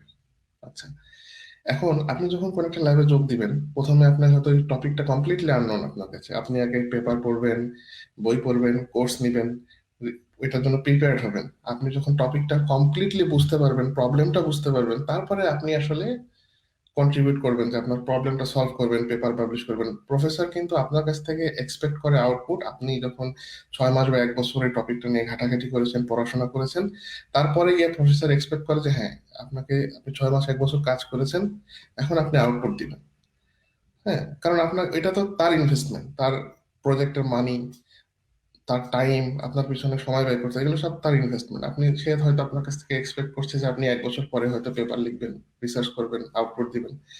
আপনি কি করলেন, আপনি ওখানে 1 বছর কাজ করেছেন, এর ভিতরে মনে করেন যে আপনি কোন একটা বড় কোম্পানিতে চাকরি পেয়ে গেছেন, গোপনে গোপনে আপনি ইন্টারভিউ দিয়েছেন এবং চাকরির অফার পেয়ে গেছেন। আপনি কি করলেন, মাঝপথে 1 বছর পর ছেড়ে চলে গেলেন। এটা কিন্তু প্রফেসরের কমপ্লিট লস। এটা বাংলাদেশেও যেমন, বিদেশেও তেমন। বাংলাদেশের জন্য আরো বেশি, এজ আই সেড, প্রফেসরদের কাছে সবসময় ফান্ডিং থাকে না, ওনারা হয়তো অনেক কষ্টে ম্যানেজ করেন, আপনি টাকাটা অপচয় করলেন তার। ওখানে হয়তো অন্য কোনো স্টুডেন্ট থাকলে সে হয়তো এটা ফুলফিল করতো। তা এটা কিন্তু খুব সিরিয়াস একটা ক্রাইম। এটা আপনি যদি প্রমিস করেন আপনি 2 বছর থাকবেন, আপনি 2 বছর থাকতে হবে, এটা আপনাকে থাকতে হবে। আপনি নতুন কোনো ভালো অপরচুনিটি পেয়েছেন, সে কারণে আপনি প্রমিস ব্রেক করবেন, এটা ঠিক না। এটা প্রফেসরের অনেক বড় ক্ষতি হয়ে যায়। আচ্ছা, আর একটা বিষয় হচ্ছে যে বাংলাদেশের পার্সপেক্টিভে যেহেতু কথা বলছি, এটা বলি, আমরা অনেক সময় প্রফেসরদের ক্ষমতাকে হালকা করে দেখি। যেমন, ঠিক আছে, আমি প্রফেসরের সাথে আর যোগাযোগ করলাম না, আমি বিদেশে যখন অ্যাডমিশনের জন্য ট্রাই করবো, আমি ওনার কাছ থেকে রিকমেন্ডেশন নিলাম না, অন্য প্রফেসরদের কাছে বলে করে নিলাম, ঠিক আছে। কিন্তু প্রফেসরদের পাওয়ারকে খাটো করে দেখা ঠিক না। এরকম আমি কিন্তু আগে শুনেছি। আপনি ধরেন অ্যাডমিশন পেয়েছেন ইউএসএ তে, খুব টপ ইউনিভার্সিটিতে, কিন্তু আপনি আগে সুপারভাইজারের সাথে খুবই খারাপ কাজ করে আসছেন। সুপারভাইজার যদি জানতে পারে যে আপনি এরকম একজন ডিসঅনেস্ট ব্যক্তি এবং আপনি একটা ভালো নাম করা স্কুলে যাচ্ছেন, আপনার আগের রেকর্ড ভালো না, উনি কিন্তু ইউএস এম্বাসিতে, সে কথার কথা আমি ফর এক্সাম্পল বলছি, আপনি হয়তো ইউএসএ তে আসছেন, উনি ইউএস এম্বাসিতে কাউকে অ্যাড্রেসও করা লাগবে না, খালি লাগবে টু হুম ইট মে কনসার্ন লিখে খালি বলবে যে এই স্টুডেন্ট, আমি তার সুপারভাইজার ছিলাম এবং আমার ব্যক্তিগত জানা মতে সে একজন ডিসঅনেস্ট ব্যক্তি, সে যদি বিদেশে যায় আমার দেশের জন্য বদনাম করে নিয়ে আসবে। এই 2 লাইন লিখলে আপনার আমেরিকা যাওয়ার পথ বন্ধ, আপনার ক্যারিয়ার ওখানেই হয়তো শেষ। ঠিক আছে, তো সুপারভাইজারদের ক্ষমতাকে হালকা করে দেখবেন না। হয়তো আমেরিকান এম্বাসি ওনাকে চেনেও না, উনি শুধু 2 লাইনের একটা চিঠি লিখবে যে আমি স্টুডেন্টকে জানি সে এখন অ্যাডমিশন পেয়েছে, যাওয়ার চেষ্টা করবো, বাট ব্যক্তিগতভাবে আমি জানি সে একজন ডিসঅনেস্ট ব্যক্তি। শেষ আপনার ইউএসএ আসার ক্যারিয়ার, এবং ভবিষ্যতে হয়তো আপনি ভিসা পাবেন না আনটিল ওরা আপনাকে ট্রেস ব্যাক করতে পারে যে আপনি এই পাসপোর্ট ক্যারি করতেন বা যাই হোক। আর একটা বিষয় হচ্ছে যে অতিরিক্ত প্রফেশনালিজম। আমরা এখানে আমাদের এই দেশে যেটা হয় যে 9টা 5টার পরে আমরা আসলে প্রফেসররা নর্মালি এটা এক্সপেক্ট না, এটা আসলে আমাদের ওয়ার্ক ইথিক্স এর ভিতরে এরকম যে আপনি স্টুডেন্ট, আপনি কাজ করবেন 9টা 5টা, এরপরে আপনাকে কেউ জ্বালাবে না। You are not bound to answer an email after 5 PM। আপনি পরের দিন সকাল 9টায় পরে ইমেল ব্যাক করবেন, সুপারভাইজার আপনার নামে কাউকে নালিশ করতে পারবে না। কিন্তু এই অতিরিক্ত প্রফেশনালিজমটা আমার মনে হয়, এটা আমার ব্যক্তিগত মতামত, না দেখেন না চলে। আপনার কাছে আপনি যদি বিজি না থাকেন, রাতে বসে বসে ফেসবুক ঘাটাঘাটি করছেন, সুপারভাইজারের একটা মেইল আসছে যে হাই, তোমার কি মনে আছে কিনা এখানে আমরা কি করেছিলাম, আমি ভুলে যাচ্ছি, আমার এক জায়গায় রেসপন্স করতে হবে। আপনি পরের দিন সকাল 9টা পর্যন্ত তাকে ঝুলাই রাখবেন, এটা আসলে একটু বেশি প্রফেশনালিজম। সে হয়তো পরে আপনাকে দোষ দিতে পারবে না যে আপনি বলতে পারেন যে ওকে, আমি তো অফিসের বাইরে ছিলাম। কিন্তু যদি আপনার পক্ষে সম্ভব হয়, সবসময় প্রফেসরের সাথে প্রম্পটলি আর কি উত্তর দেওয়া, যদি আপনার পক্ষে সম্ভব হয়, হ্যাঁ, তাতে করে কি হবে, প্রফেসর আপনার উপর আস্তে আস্তে রিলাই করতে শুরু করবে, এবং ইটস এ গুড সাইন। আপনি পরবর্তীতে যেখানেই ট্রাই করেন না কেন, আপনি যদি প্রফেসরকে বলেন যে আমি এখানে ট্রাই করছি, তোমার একটা রিকমেন্ডেশন লাগবে, সে মন থেকে একটা ভালো রিকমেন্ডেশন, হয়তো বেশি লম্বা চড়ে না, 2-3 লাইন লিখবে যে আমি একে জানি, খুব ভালো, আমি ওর উত্তর সাফল্য কামনা করি, সে সুন্দর করে তার ভাষায় লিখে দিবে 2-3 লাইন, পুরা পেজও লিখবে না, কিন্তু ওটা আপনার জন্য একটা বিরাট বিষয়। রিকমেন্ডেশন সবসময় ফুল পেজ হতে হয় না। আচ্ছা, আর ইনিশিয়ালি আপনি যদি মনে করেন যে বাংলাদেশি হন বা বিদেশি হন, আপনি যখন মাস্টার্স বা পিএইচডি শুরু করবেন, ইনিশিয়ালি যেহেতু প্রফেসর আপনাকে পার্সোনালি চিনে না, বা আপনি কতটুকু পরিশ্রমী, আপনি কতটুকু হার্ডশিপ দিতে পারবেন এটা জানেন না, অনেক সময় যেটা হয় যে ইনিশিয়ালি ওনারা আপনার উপর একটু হার্ড হতে পারে। এটা আমার ক্ষেত্রে হয়েছে, দেখা যাচ্ছে প্রচুর পেপার দিল, বললো 1 সপ্তাহ ভিতরে এগুলো শেষ করে সামারি লিখে নিয়ে আসবে, এটা আপনার জন্য হয়তো অনেকটা কষ্টকর হয়ে যাচ্ছে। আপনি চিন্তা করবেন, ধুর, কই এসে পড়লাম। অন্য সুপারভাইজার, আমার অন্য ফ্রেন্ডরা বলতেছে যে ওই প্রফেসর নাকি খুব ইজি গোয়িং, আমার এই কি হলো। আসলে এইভাবে চিন্তা করবেন না, এক এক প্রফেসর এক এক রকম। উনি হয়তো আপনাকে একটু প্রেসারে রাখতে চাচ্ছেন, আপনাকে, এটা আপনার জন্য আখেরে ভালো হবে, আপনি রেডি হবেন আর কি। এবং একটা পর্যায়ে গিয়ে যখন উনি বুঝবেন যে আপনি আসলে হার্ড ওয়ার্কিং, তখন কিন্তু আপনাকে আর ওই হয়তো 1 মাসও খোঁজ নিবেন আপনি কি করছেন। কিন্তু ইনিশিয়ালি যেহেতু আপনি প্রফেসর আপনাকে চেনেন না, ঠিক মতো জানেন না, আপনাকে ইনিশিয়ালি কিছু হার্ডশিপ দিতে পারেন, বা সেটাকে ইজিভাবে নিতে হবে এবং রেসপন্ড করতে হবে খুব প্রম্পটলি। যা চেয়েছেন সাথে সাথে করে দেখাতে হবে, যত দ্রুত সময়ের ভিতরে সম্ভব। আমার ফাইনাল কমেন্ট যেটা হচ্ছে যে আসলে আমরা ভুলে যাই, আমাদের দেশে ছোটবেলায় আমরা পড়েছি যে শিক্ষক শিক্ষক হলো মানুষ গড়া কারিগর, কিন্তু যে কোনো কারণেই হোক, পরিবেশ পরিস্থিতির কারণেই হোক, আমরা আসলে এই জিনিসটা এখন আর অতটা মানি না। কিন্তু তারপরও আমার, এটা আসলে আমার সাজেশন, আসলে যখন হায়ার স্টাডিজে আসবেন, তখন শিক্ষককে বস হিসেবে দেখবেন না, শিক্ষককে আসলে শিক্ষক হিসেবে দেখবেন। এই যে সে একজন টিচার আপনার, তাকে টিচারের মতোই সম্মান করতে হবে। যদি ওইরকম মনে থাকে, তাহলে ওই বাদশাহ আলমগীরের কবিতাটা মনে করবেন, বাদশাহ আলমগীর ছেলেকে তাহার পড়াইতো এক মৌলভী দিল্লির। ঠিক আছে, তো শিক্ষককে শিক্ষকের মতো সম্মান দিবেন, এবং পরবর্তী জীবনে দেখবেন যে এটা আপনার অনেক কাজে লাগছে। আমি এটা আবার ব্যক্তিগত ইসের থেকে বলতে পারি, আমি মনে করেন জীবনে কখনো মানে আসলে চিন্তা করিনি হার্ভার্ড মেডিকেল স্কুলে মানে রিসার্চ ফেলো হিসেবে পোস্টডক হিসেবে আসবো, আমি কখনো চিন্তাও করিনি। কিন্তু ইন্টারভিউ দিলাম যে কোনো কারণে, এখানে ক্যাম্পাসে এসে ইন্টারভিউ দিয়েছি, কিন্তু পরে এখানকার সুপারভাইজার আমার সুপারভাইজারের সাথে ফোনে কথা বলেছে আমার ব্যাপারে যে ও কেমন। এবং মানে আমার রেজাল্টও কিন্তু আহামরি খুব ভালো না, আমার থেকে বহু আমার আমার ফ্রেন্ডরা অনেক ভালো ভালো, মানে অনেক মেধাবী, তাদের রেজাল্ট আরো অনেক ভালো, অনেক বেশি পাবলিকেশন। কিন্তু দেখা যাচ্ছে যে যেখানে ভাবে আল্লাহ আমাকে এখানে নিয়ে আসছেন, আমার কাছে খালি এটাই মনে হয় যে এটা আসলে আমার সুপারভাইজারের কারণে সম্ভব হয়েছে। আমার এখানকার সুপারভাইজার আমার সুপারভাইজারের সাথে ফোনে কথা বলেছেন এবং উনি কিছু একটা বলেছেন, যে কারণে উনি বলেন ওকে তোমার সুপারভাইজার তো তোমার ব্যাপারে খুবই খুশি। হ্যাঁ, এবং উনি আমাকে এখানে এক্সপেক্ট করেন যে ঠিক আছে, তুমি যেমন ওইখানে তোমার সুপারভাইজার আমাকে বলেছেন অনেক কিছু, আমি এক্সপেক্ট করবো তুমি এখানে ওরকম ই করবা আর কি, মানে কি বলে রেসপন্সিবিলিটি ক্যারি করবো। তো এটা আমার জন্য একটা বিরাট পাওয়া। আমি মনে হয় এটা আমি ডিজার্ভ করি না, এটা আসলে শুধুমাত্র আমার সুপারভাইজারের উসিলা, আর আল্লাহ চাইছেন এই কারণে এখানে চলে আসতে। এটাই, শিক্ষককে শিক্ষকের মতো সম্মান দিতে হবে, শিক্ষককে বস হিসেবে দেখলে নানা রকম সমস্যা তৈরি হবে। এটাই, ধন্যবাদ তপু। ধন্যবাদ আরফাত ভাইয়া, অনেক সুন্দর একটা ডিসকাশন করার জন্য। আপনি ঠিকই বলেছেন যে সুপারভাইজারের রিকমেন্ডেশন খুবই জরুরি। স্পেশালি আমার পিএইচডি সুপারভাইজার আমাকে একই কথা বলছে যে তোমাকে রিক্রুট করার আমার একটাই কারণ, তোমার মাস্টার্স এর সুপারভাইজার খুব হাইলি রিকমেন্ড করছিলেন তোমার ব্যাপারে। আর সেকেন্ডলি আপনি যেটা বললেন ওভার প্রফেশনালিজম না দেখানো, যে 9টা 5টার মধ্যেই শুধু ইমেলের রিপ্লাই দেওয়া লাগবে, এটা করলে সুপারভাইজারও কিন্তু আপনার সাথে ওই প্রফেশনালিজমই দেখাবে, তখন আপনার লাইফটাই হার্ড হয়ে যাবে। যেমন আমার সুপারভাইজার রাত 12টার সময় আমাকে সেদিন জুমে মিটিং ডেকে একদম খুব হাতে ধরে আমাদের যে একটা প্রজেক্ট প্রপোজাল আছে ওটা খুব হাতে ধরে দেখাই দিলেন যে এখানে এখানে তোমার ভুল হয়েছে, তোমার এগুলো কারেক্ট করা দরকার। তো উনি সেটা মানে খুব আন্তরিকতার সহিতই দেখাইছেন। তো এই জিনিসগুলো খুব ইম্পর্টেন্ট, যে বন্ডিং সুপারভাইজার এবং স্টুডেন্টের মধ্যে যে একটা বন্ডিং, যে কোনো ধরনের ইনফর্মাল একটা ওকেশনের জন্য এটা খুব দরকার। তো আমি এখন চলে যাচ্ছি আবু সাইদ সুজন ভাইয়ের কাছে। সুজন ভাই, আপনার কাছে আমার প্রশ্ন হচ্ছে, ডেনমার্কে পড়াশোনা শেষ করে কি সেটেল হওয়ার কোনো প্রক্রিয়া আছে কিনা, যদি থেকে থাকে সেটা যদি একটু বলতেন দর্শকদের উদ্দেশ্যে। ওকে, থ্যাংক ইউ তবু ভাই। আসলে হ্যাঁ, এটা অনেকেরই ড্রিম থাকে যে হচ্ছে আফটার পিএইচডি তারা পার্মানেন্ট সিটিজেনশিপ বা ইউরোপিয়ান একটা সেনজনভুক্ত কান্ট্রিতে সিটিজেনশিপ হওয়ার কোনো সুযোগ থাকে কিনা। হ্যাঁ, এবং ডেনমার্কেও সেই সুযোগটি আছে, এবং এটার জন্য ওয়ান অফ দ্য বেশ কিছু রিকোয়ারমেন্টস আছে। একটা ফার্স্ট রিকোয়ারমেন্ট হচ্ছে 3.5 years full time job experience লাগবে। অ্যান্ড যেহেতু আমি প্রথমেই বলেছি যে in Denmark, PhD is considered as a full-time job. So এখানে আপনার ডেনমার্কের পিএইচডি ডিউরেশনটা হচ্ছে 3 years usually. So it could B extended, but this is not very normal case. Usually 3 বছরের জন্য ফান্ডিং থাকে এবং 3 বছরের মধ্যেই পিএইচডিটা শেষ করতে হবে। সো কেউ যদি ডেনমার্কে পিএইচডি করে তাহলে তার 3 বছরের full time job experience by default হয়ে যাচ্ছে। এবং আরো কিছু বেনিফিট আছে। ডেনমার্কে কেউ যদি পিএইচডি করতে আসেন তাহলে পিএইচডি শেষ করার পরই Danish government 2 years establishment visa দেয়। সো এই 2 ইয়ার্স এর মধ্যে সে জব সার্চ করতে পারবে। এবং this is very, I would say, common that after finishing PhD in Denmark, it's not very difficult to get a full-time jobs according to the relevant field. যেহেতু ডেনমার্কে PhD গুলো mostly industry funded হয় এবং যেহেতু ইন্ডাস্ট্রির সাথে collaborative research গুলো হয়, so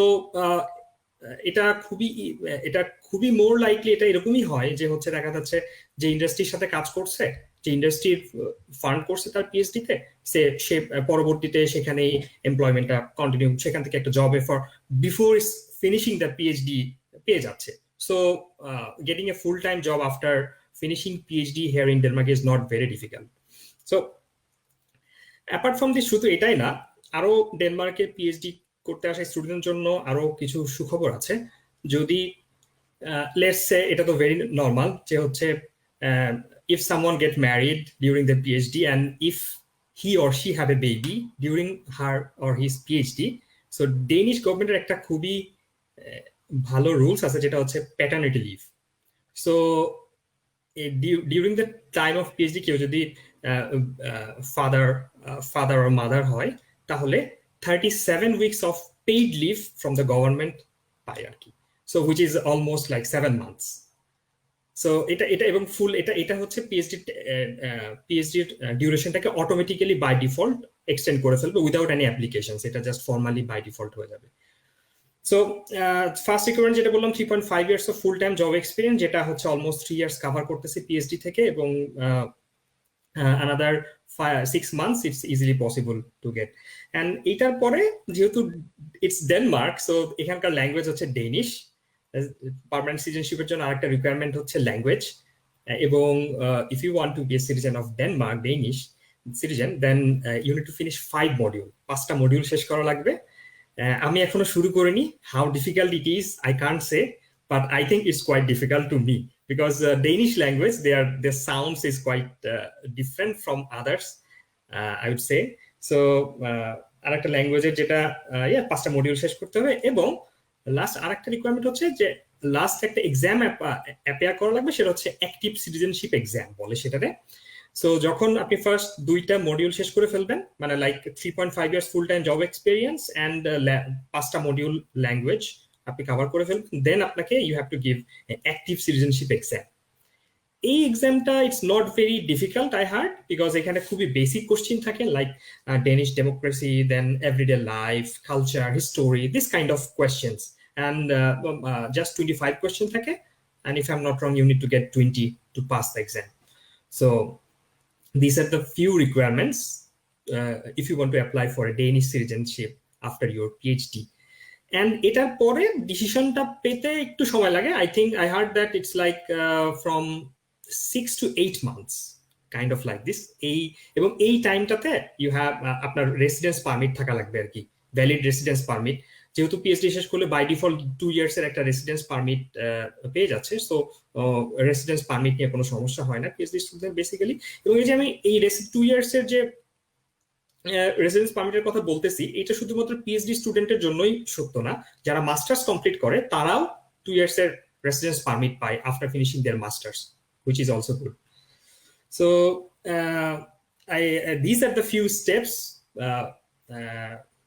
which someone follows, then they can be a citizen of a European country, which is Denmark. And I think these rules varies a little bit from countries to countries. Like if I'm not in Sweden, the PhD হচ্ছে 4 years. Then UK তে আবার I think 3 years. In Germany, it depends. So I think citizenship এর জন্য যে rules আছে সেগুলো কিছুটা vary করে। ডেনমার্কের পার্সপেক্টিভে আমি আলোচনা করলাম, but if you have some more question I can answer later on. I think back to you ভাই। থ্যাংক ইউ ভাইয়া। আমরা এখন Q&A সেশনে চলে যাচ্ছি, সবার জন্যই কিছু প্রশ্ন আছে। আমি প্রথম প্রশ্নটা দিচ্ছি আরাফাত ভাইয়ের কাছে। একজন প্রশ্ন করেছেন, আসসালামু আলাইকুম স্যার, আমি মেডিকেল কোডিং এবং বিলিং সাবজেক্ট সম্পর্কে জানতে চাচ্ছিলাম, এবং ট্রিপলিতে বিএসসি কমপ্লিট করে ইউএসএ তে জব সেক্টর ভ্যালু সম্পর্কে জানতে চাচ্ছিলাম। আচ্ছা, মেডিকেল কোডিং এন্ড বিলিং আমি আসলে বিষয়টা বুঝলাম না। মনে হয় উনি কোন ধরনের বায়োইনফরমেটিক্স সম্ভবত জানতে চাচ্ছেন। আচ্ছা, প্রথমত আমি তো ব্যক্তিগতভাবে ট্রিপলিতে আন্ডারগ্রেড এবং মাস্টার্স করে এসেছি দেশ থেকে, কিন্তু এখানে যখন বায়োমেডিক্যাল ইঞ্জিনিয়ারিং এ আবার মাস্টার্স এবং পরে পিএইচডি করি, এখানে কিছু মানে ইথিক্স এর উপরে কোর্স করতে হয়। আপনি মেডিকেল ডিভাইস নিয়ে কাজ করবেন, যেমন নর্মাল একটা রেফ্রিজারেশনের হয়তো আর্থিংয়ের ব্যাপারটা, অর্থাৎ গায়ে টাচ করলে অনেক সময় গায়ে শক লাগে, বিষয়টা অতটা গুরুত্বপূর্ণ না। এটা মেডিকেল ডিভাইসের জন্য একটা খুবই গুরুত্বপূর্ণ। একজন পেশেন্ট তার শরীরের সাথে মানে ওয়্যার কানেক্টেড, সে কিন্তু একটা শকের কারণে তার মৃত্যু হতে পারে। সো আমি আসলে কোশ্চেনটা ঠিক বুঝিনি, তবে আমি এখানে আসলে এ ধরনের কোর্সও করতে হয়, মেডিকেল কোডিং এন্ড বিলিং। আমি একটু আপনি গুগল করি। বায়োমেডিক্যাল ইঞ্জিনিয়ারিং বা রিলেটেড সাবজেক্টে করতে পারেন, এখানে এরকম রেস্ট্রিকশন নেই। আমাদের দেশে যেমন থাকে যে অনার্স এই সাবজেক্ট হলে মাস্টার্স এই সাবজেক্টেই করতে হবে, এরকম কোনো ইয়া নেই। আপনি এখানে আসলে ইভেন সুপারভাইজারের সাথে কথা বলে সে যদি এগ্রি করে, আপনি এই ধরনের রিলেটেড কোর্সগুলো নিতে পারেন এবং এই ধরনের ফিল্ডে চাকরিও করতে পারেন, কোনো সমস্যা নেই। আচ্ছা, থ্যাংক ইউ ভাইয়া। আমরা তাহলে পরবর্তী কোশ্চেনে চলে যাচ্ছি। একজন প্রশ্ন করেছে আপনার স্কোপাস জার্নাল নিয়ে। স্কোপাস, আমি প্রশ্নটা দিচ্ছি আমজাদ ভাইয়াকে।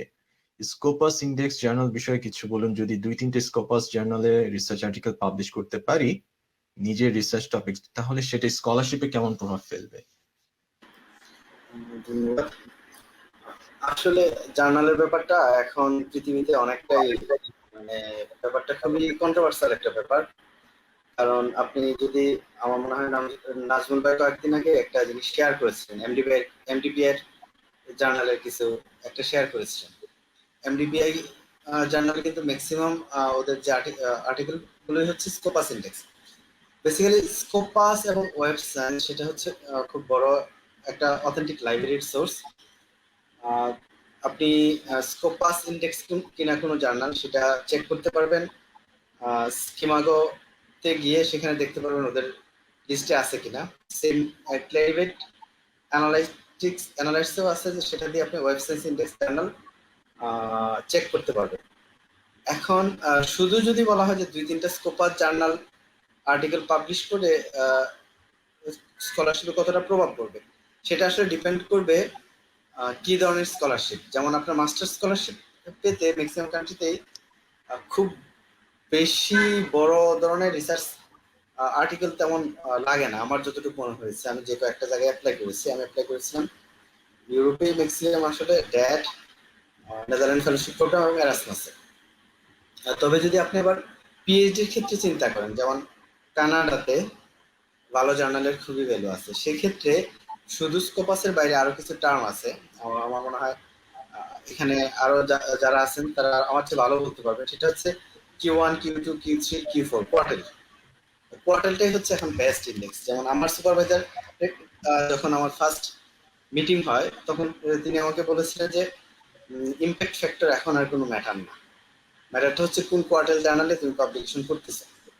তো কারণ অনেক সময় আপনি দেখবেন খুব হাই ইম্প্যাক্ট জার্নাল, কিন্তু এটা কোয়ার্টার দেখা যাবে যে সে হয়তো ফার্স্ট কোয়ার্টারে নাই Q2 ইন্ডেক্স, কিন্তু অনেক সময় খুব ভালো জার্নাল হয়, কিন্তু সেটা ইমপ্যাক্ট ফ্যাক্টর কম থাকলে সেটা Q1 ইন্ডেক্স হয়। যাই হোক, আমি যদি খুব সিম্পলি বলতে চাই, সেটা ডিপেন্ড করবে কান্ট্রির উপর, কোন দেশে আপনি যাচ্ছেন, কি ধরনের প্রোগ্রাম। যেমন অস্ট্রেলিয়ার ক্ষেত্রে আপনি যখন পিএইচডির জন্য প্রফেসরকে অ্যাপ্রোচ করবেন, তারা বলেই দিবে যে তোমার অ্যাটলিস্ট Q1 ইন্ডেক্স বা Q2 ইন্ডেক্স জার্নাল আছে কিনা। কারণ অস্ট্রেলিয়াতে এর আগে আমি নাজমুল ভাইকে বলেছিলাম না অন্য জায়গায়, আমার ঠিক মনে নাই, অস্ট্রেলিয়াতে মাস্টার স্কলারশিপ খুবই কম। অস্ট্রেলিয়াতে ম্যাক্সিমাম স্কলারশিপ হচ্ছে পিএইচডি, এবং পিএইচডির জন্য যতটুকু কম্পিটিশন, মাস্টার্সের জন্য সেম কম্পিটিশন। এই জন্য ম্যাক্সিমাম স্টুডেন্টই, ইন্টারন্যাশনাল স্টুডেন্ট হচ্ছে অস্ট্রেলিয়াতে পিএইচডি। এবং সেই পিএইচডির ক্ষেত্রে আপনার সবচেয়ে বেশি প্রভাব ফেলে বাংলাদেশি স্টুডেন্টদের জন্য, যেটা সবচেয়ে বড় প্রভাবক, সেটা হচ্ছে আমাদের ভালো আর্টিকেল থাকে। আর্টিকেল থাকলে বাংলাদেশি স্টুডেন্ট প্রচুর পিএইচডি স্কলারশিপ হতো। কারণ আমাদের দেশের পার্সেন্টেজ রেজাল্ট যেটা থাকে ম্যাক্সিমাম ইউনিভার্সিটিতেই খুবই ভালো রেজাল্টই থাকে মোটামুটি সবারই, কিন্তু ওই যে আর্টিকেলের জায়গায় গিয়ে আটকে যায়। এই জন্য আপনার যদি ভালো Q1 বা Q2 ইন্ডেক্স ভালো জার্নাল থাকে, সেটা একটা বা দুইটা হলেই খুব ভালো ইম্প্যাক্ট ফেলবে, বিশেষ করে আমি যদি বলি অস্ট্রেলিয়ার ক্ষেত্রে। তবে ইউএস এর ক্ষেত্রে আমি বলতে পারবো না, কারণ ইউএসএ তে আমার কাছে মনে হয়েছে যে জার্নাল আমার ক্ষেত্রে খুব বেশি প্রভাব ফেলেনি। আমার ক্ষেত্রে শুধু প্রভাব ফেলেছিল জাস্ট ইন্টারভিউটা। ধন্যবাদ। ধন্যবাদ আর আমজাদ ভাইয়া। আমি নেক্সট কোয়েশ্চেনটা দিচ্ছি সুজন ভাইয়াকে। সাফাই জামিল করে প্রশ্ন করেছেন, ডেনমার্কে মাস্টার্স এর ফান্ডিং নিয়ে আসার সময় কি স্পাউস সহ আসা যায় কিনা? থ্যাংক ইউ ভাইয়া ফর ইউর কোয়েশ্চেন। হ্যাঁ, মাস্টার্স এর ফান্ডিং নিয়ে আসার সময়, হ্যাঁ, ওকে, সো গুড কোয়েশ্চেন্স। হ্যাঁ, ডেনমার্কে মাস্টার্স অথবা পিএইচডি যে কোনো প্রোগ্রামেই যদি কোনো একটা স্টুডেন্ট অ্যাডমিশন পায়, তাহলে বাই ডিফল্ট সে তার স্পাউসকে নিয়ে আসতে পারবে।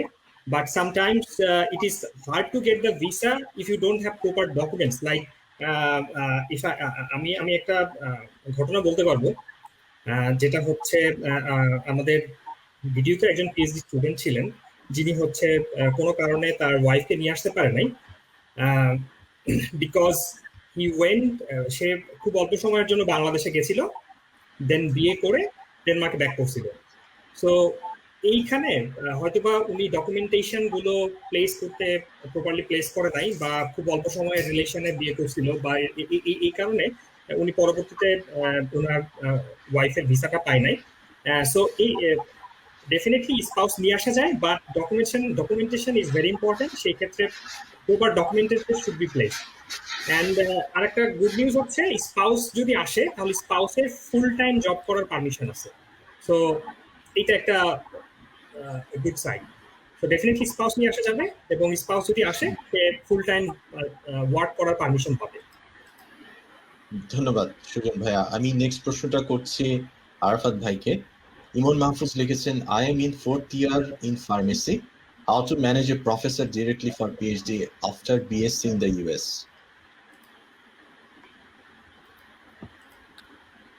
আচ্ছা, ধন্যবাদ কোশ্চেনের জন্য। এখন ইউএসএ তে আসলে এটাই নয় যে আপনি পিএইচডির জন্য আসবেন।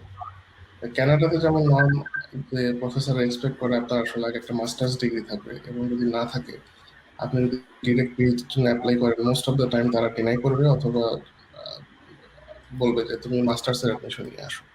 কিন্তু ইউএস এর ক্ষেত্রে আসলে সেটা ডিরেক্ট পিএইচডির জন্য এক্সপেক্ট করে সুপারভাইজাররা, প্রফেসররা। তো আমি এই ব্যাপারে কোনো সমস্যা নেই যে আপনি পিএইচডিতে আসতে চান।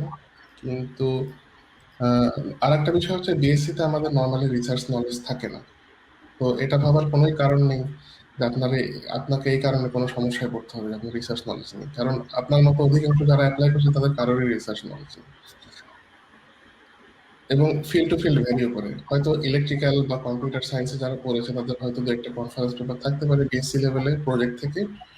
কিন্তু আমার যতটুকু আন্ডারস্ট্যান্ডিং যে ফার্মেসিতে এটা পসিবল হয় না। সো আপনার যদি রিসার্চ এক্সপিরিয়েন্স বা রিসার্চ নলেজ একেবারে, আমি মনে হয় এখানে রিসার্চ নলেজ না লিখে আপনি যদি বলেন রিসার্চ এক্সপিরিয়েন্স হয় তাহলে ঠিক আছে। নলেজ ডিফারেন্ট, জিনিসটা ডিফারেন্ট।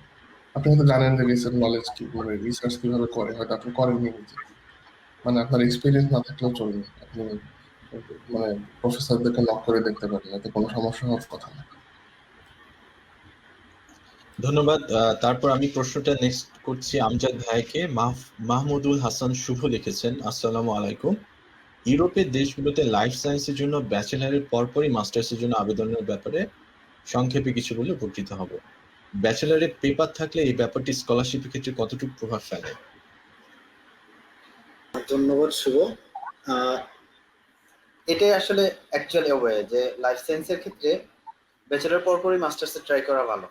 এটাই আসলে ওয়ে হওয়া উচিত। যদিও আমাদের দেশে অনেকে, কারণ আমি নিজেই পার্সোনালি আমার মাস্টার্স শেষ করার পর নেক্সট আরেকটা মাস্টার্সের জন্য গিয়েছি, বাট বেটার হচ্ছে জাস্ট আপনি আপনার ব্যাচেলারটা শেষ করে কোনো একটা প্রোগ্রামে আপনার ইন্টারেকশন থাকলে সেটাকে ট্রাই করেন।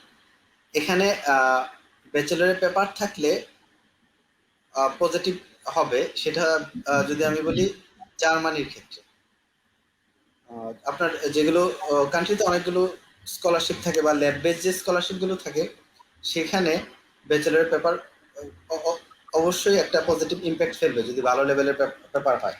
ইভেন আমি যদি বলি যে সেন্ট্রাল স্কলারশিপ যেগুলো আছে, যেমন ড্যাট যদিও 2 বছর এক্সপিরিয়েন্স দরকার পড়ে, 2 বছর বা 3 বছর। তারপরে আছে আপনার নেদারল্যান্ড ফেলোশিপ প্রোগ্রাম, সেটা এখন হয়ে গেছে অনার্স নলেজ প্রোগ্রাম, সেটাও 2 বছর এক্সপিরিয়েন্স লাগবে। এরাসমাসে কোনো এক্সপিরিয়েন্সের কোনো শর্ত নেই, কিন্তু তাদের স্ট্যাটিস্টিক্স অনুসারে আগের স্কলারশিপগুলোতে তারা যখন এক্সপিরিয়েন্স থাকতো তাদেরকে একটু বেশি প্রায়োরিটি দিত। এখন আপনার যদি যে লেবে যাবেন, যেমন জার্মানিতে আমি যদি একটু আমি ডিটেলস করতেছি, সরি। এখানে আপনার মাস্টার্সের ক্ষেত্রে আপনি কোনটা মিন করেছেন সেটা আমি জানি না। মাস্টার্স কিন্তু 2 ধরনের আছে ইউরোপের ম্যাক্সিমাম কান্ট্রিতে। একটা হচ্ছে প্রফেশনাল মাস্টার্স, জাস্ট 1 বছর মেয়াদি মাস্টার্স, আর কিছু মাস্টার্স হয় আপনার 2 বছর রিসার্চ মাস্টার। যেগুলো রিসার্চ মাস্টার্সের ক্ষেত্রে ম্যাক্সিমাম কান্ট্রিতেই আপনার 1 বছরের মতো রিসার্চ করার একটা সুযোগ থাকে। সেই জন্য দেখা যায় আপনি যে লেবে যাচ্ছেন সেই লেবের যদি কিছু বেসিক নলেজ আপনার থাকে, বা লেবের যে দাঁচে কাজ হচ্ছে সেটা যদি আপনার পাবলিকেশন থাকে ভালো ভালো ইন্ডেক্সড, তাহলে সেটা অবশ্যই পজিটিভ একটা ভ্যালু দিবে, বিশেষ করে জার্মানিতে, নেদারল্যান্ডে, তারপরে বেলজিয়ামের ক্ষেত্রে। আর এছাড়াও আপনি যদি সেন্ট্রাল স্কলারশিপে অ্যাপ্লাই করেন, আপনার পেপার থাকাটা আপনার ব্যাকগ্রাউন্ড নলেজের উপর বা তাদের রিসার্চ আসপেক্টে কিছুটা পজিটিভ ইম্প্যাক্ট ফেলে। তবে আমি আগেই বলেছিলাম যে সেন্ট্রাল স্কলারশিপগুলো, যে স্কলারশিপ স্কিম যেগুলো আছে, তাদের সিলেকশন প্রক্রিয়া সেটা ইয়ার বাই ইয়ার চেঞ্জ হয়, প্রোগ্রাম টু প্রোগ্রাম চেঞ্জ হয়, এবং সেটা অনেক কিছুর উপর ডিপেন্ড করে। দেখা যাবে যেমন আমি যে প্রোগ্রামে ইউরোপে ছিলাম, মেরিন এনভায়রনমেন্ট অ্যান্ড রিসোর্সেস, সেই প্রোগ্রাম থেকে এই বছর শুধুমাত্র একজন বাংলাদেশি ক্যান্ডিডেট ফাইনাল সিলেকশন পেয়েছে। কারণ হচ্ছে লাস্ট ইয়ারে 3জন ক্যান্ডিডেট গিয়েছিল।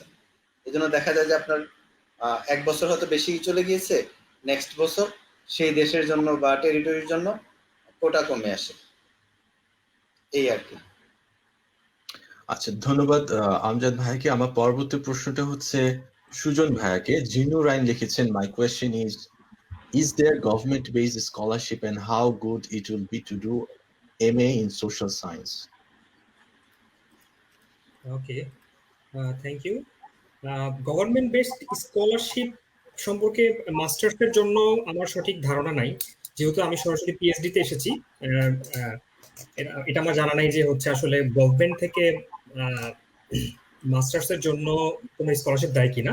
বাট প্রত্যেকটা ইউনিভার্সিটিতে মাস্টার্সের জন্য স্কলারশিপ থাকে, যেটার জন্য অ্যাপ্লিকেশন করা লাগে, এবং দেয়ার আর সার্টেন ক্রাইটেরিয়া, সেই ক্রাইটেরিয়া ফুলফিল করলে মাস্টার্সের ওই প্রোগ্রামে স্কলারশিপ পাওয়া যায়।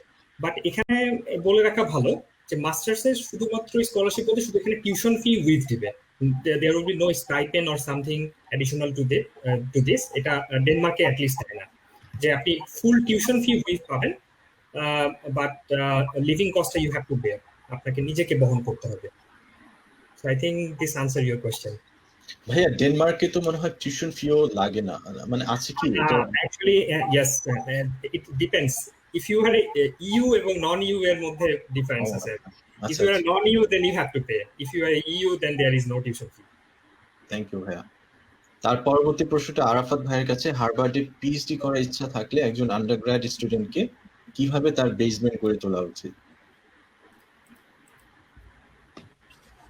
আচ্ছা, ধন্যবাদ কোশ্চেনের জন্য। আসলে কোশ্চেনটা শুধুমাত্র হার্ভার্ডের জন্য মানে এমন কোনো স্পেসিফিক কিছু না হার্ভার্ডের জন্য। ইউএস এর টপ ইউনিভার্সিটিগুলো, যেটা বিশেষ করে Ivy League, Harvard, Princeton, Yale, তাছাড়া ওই পাশে আছে ক্যালটেক, তারপর ইউসি বার্কলে, আর এই পাশে এমআইটি, যদিও আইভি লিগ না। তো এদের অ্যাডমিশন সিস্টেমটা হচ্ছে সেন্ট্রাল, মানে এখানে সুপারভাইজারের কিছকিছু করার থাকে না। আপনাকে অ্যাপ্লাই করতে হবে, সেন্ট্রাল একটা ফিল্টারিং হবে, ওখান থেকে টপ স্টুডেন্টগুলোকে চুজ করে তারপর সুপারভাইজারদের কাছে ফরওয়ার্ড করা হয়। তো সেই ক্ষেত্রে আসলে হার্ভার্ডে স্পেসিফিক কিছু নেই এগুলাতে। যেটা হয় আসলে আমি যেহেতু হার্ভার্ডে পিএইচডি করিনি, সো আমার এক্সপিরিয়েন্স এই বিষয়ে খুব একটা নেই। তবে আমি যেটা শুনেছি যে ভালো সিজিপিএ লাগবে, অবভিয়াসলি ক্লাসের টপ 5% স্টুডেন্টদের ভিতরে থাকতে হবে, প্লাস আপনি যদি পিএইচডির জন্য অ্যাপ্লাই করেন, অবভিয়াসলি ভালো কনফারেন্স বা জার্নালে পেপার একটা পজিটিভ ইম্প্যাক্ট ফেলবে।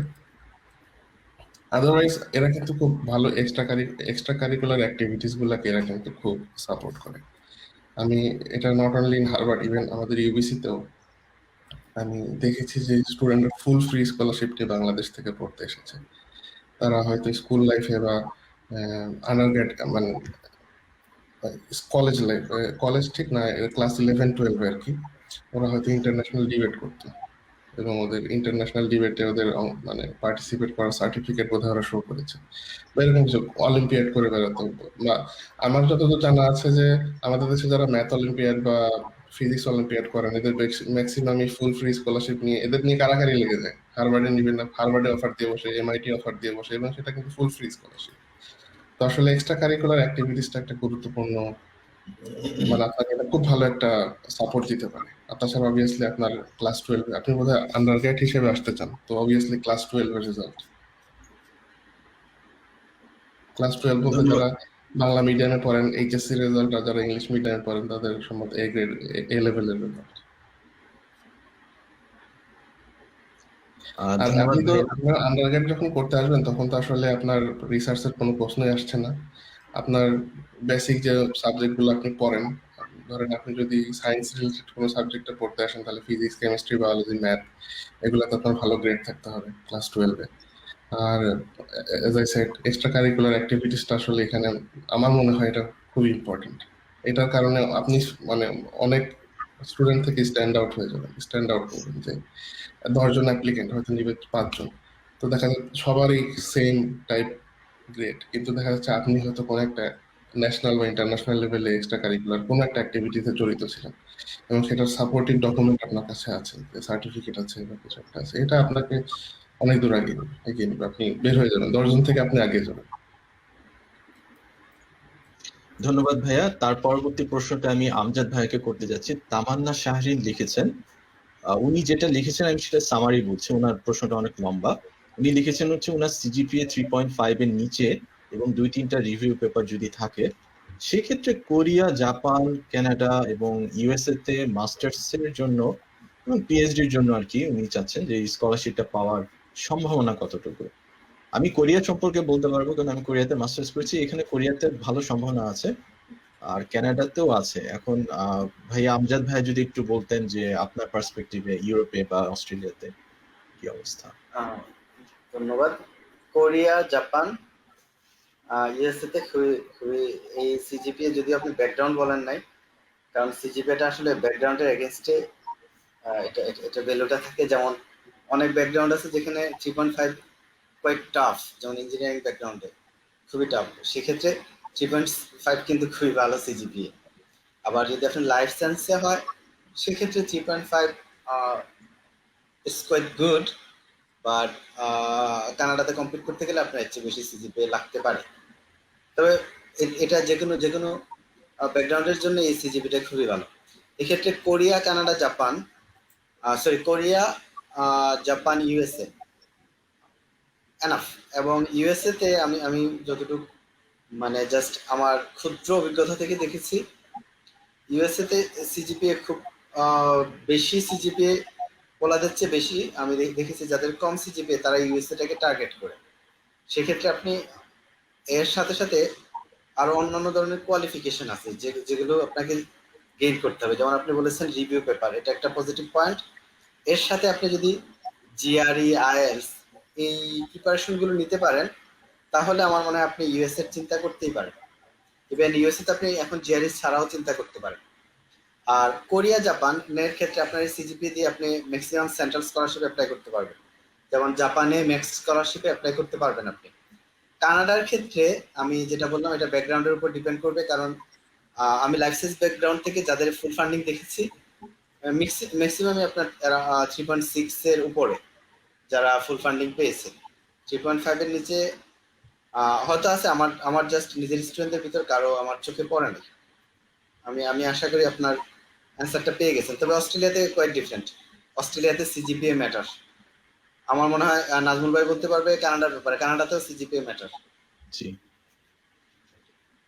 ধন্যবাদ আমজাদ ভাই। তার পরবর্তী প্রশ্নটা আমি সুজন ভাইকে করছি। রামিশা করেছেন জব এক্সপিরিয়েন্স যদি সাবজেক্ট রিলেটেড না হয় তাহলে কি সিভিতে মেনশন করা যায়?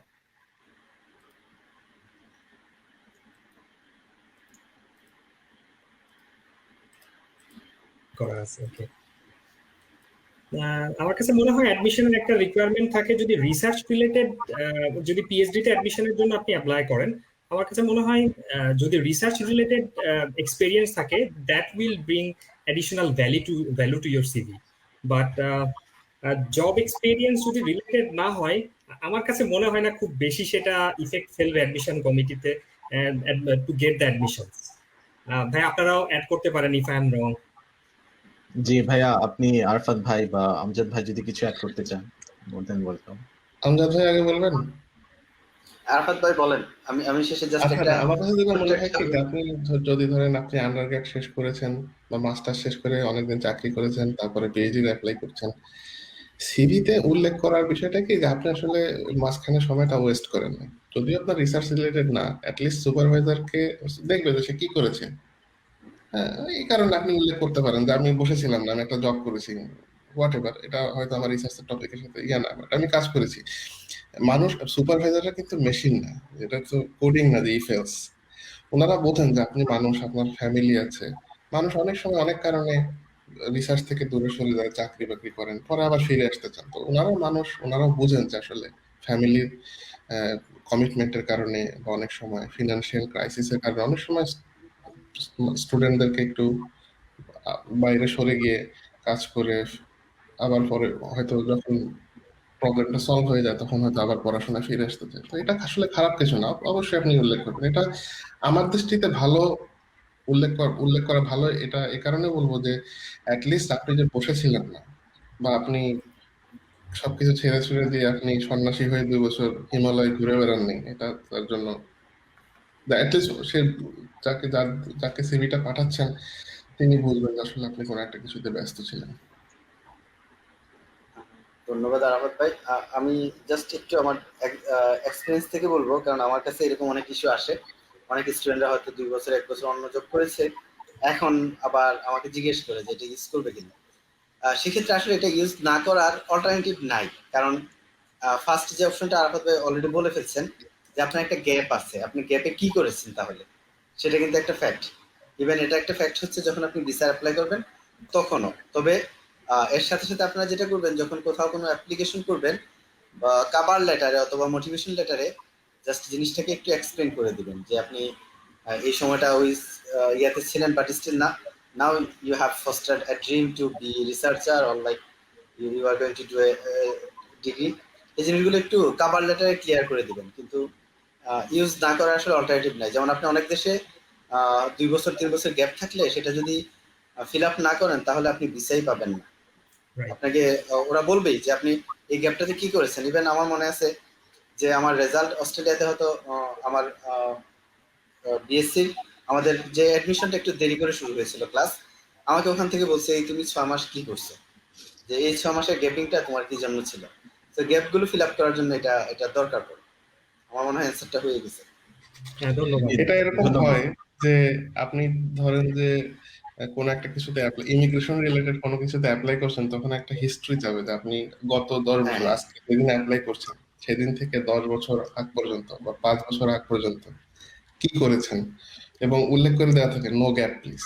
মানে আপনি যেদিন ধরেন জুন মাসের 30 তারিখে একটা কাজ শেষ করেছেন, জুলাই মাসের 1 তারিখ থেকে আপনি যদি জুলাইয়ের 5 তারিখ লেখেন, ওরা আপনাকে কোশ্চেন করবে এই হ্যাঁ, 5 দিন কি করেছেন। 5 দিন কি, এইটাই এইটাই মানে আমরা অনেক সময় মনে করি এগুলো মাইনর, এগুলো মাইনর মনে করি, কিন্তু এগুলো মেজর। আমি আমি হ্যাঁ, তখন বলেছিলাম, কারণ অস্ট্রেলিয়াতে একটা জিটিএ দিতে হয়, জেনুইন টেম্পোরারি এন্ট্রেন্ট হিসাবে একটা স্টেটমেন্ট দিতে হয়। ওখানে আমি 6 মাস ভাবলাম যে 6 মাস আর কি বলবে, আমি দিলামই না। পরে ওনারা আমাকে কোশ্চেন করছে, ফোন করে কোশ্চেন করছে। তো আমার মনে হয় যে এগুলো খেয়াল করা যেতেই পারে। তো মোটিভেশন লেটারে সেগুলো একটু ক্লিয়ার করে দেওয়া উচিত যে আমি কেন সেটাতে এঙ্গেজ হয়েছে বা আমি পরে কেন শিফট হচ্ছে, সেগুলোকে মোটিভেশন লেটারটা সেভাবে সাজায় নিলে আমার মনে হয় এটা খুব বড় ইস্যু হবে না। আমি আপনার সাথে ভাই, আসলে মোটিভেশন লেটারে সেখানে game changer, it could be game changer, সেখানে যদি মেনশন করে দেওয়া যায় তাহলে I think there will be no problem. ধন্যবাদ। তার পরবর্তী প্রশ্নটা পারিয়া ইসলাম করেছেন। আমি আরাফাত ভাইকে দিচ্ছি যে ভাইয়া জিআরই ছাড়াও কি ইএসএ তে মাস্টার্সের জন্য অ্যাপ্লাই করা সম্ভব ট্রিপলি থেকে? আমি শুনেছি স্টেট আচ্ছা, ইউনিভার্সিটি। আমার আমার আমার আসলে কোশ্চেন গুলো এমন ভাবে আসছে যে ম্যাক্সিমাম ইউএসএ রিলেটেড, তবুও খুব সুন্দর তো আমার দিকে রিডিরেক্ট করে দিচ্ছে। কিন্তু আমি কিন্তু ইউএসএ তে আসছি 1 মাস সামথিং, আমার কিন্তু এক্সপিরিয়েন্স লেভেল খুবই কম এই বিষয়ে। তো আমি যেটা বলছি সেটা আসলে শুনে বলছি, আমি পার্সোনালি এক্সপিরিয়েন্স করিনি। আমার এক্সপিরিয়েন্স ক্যানেডিয়ান এক্সপিরিয়েন্স। আচ্ছা, তো জিআরই ছাড়া ইউএসএ মাস্টার্সের জন্য অ্যাপ্লাই করা সম্ভব আমি শুনেছি।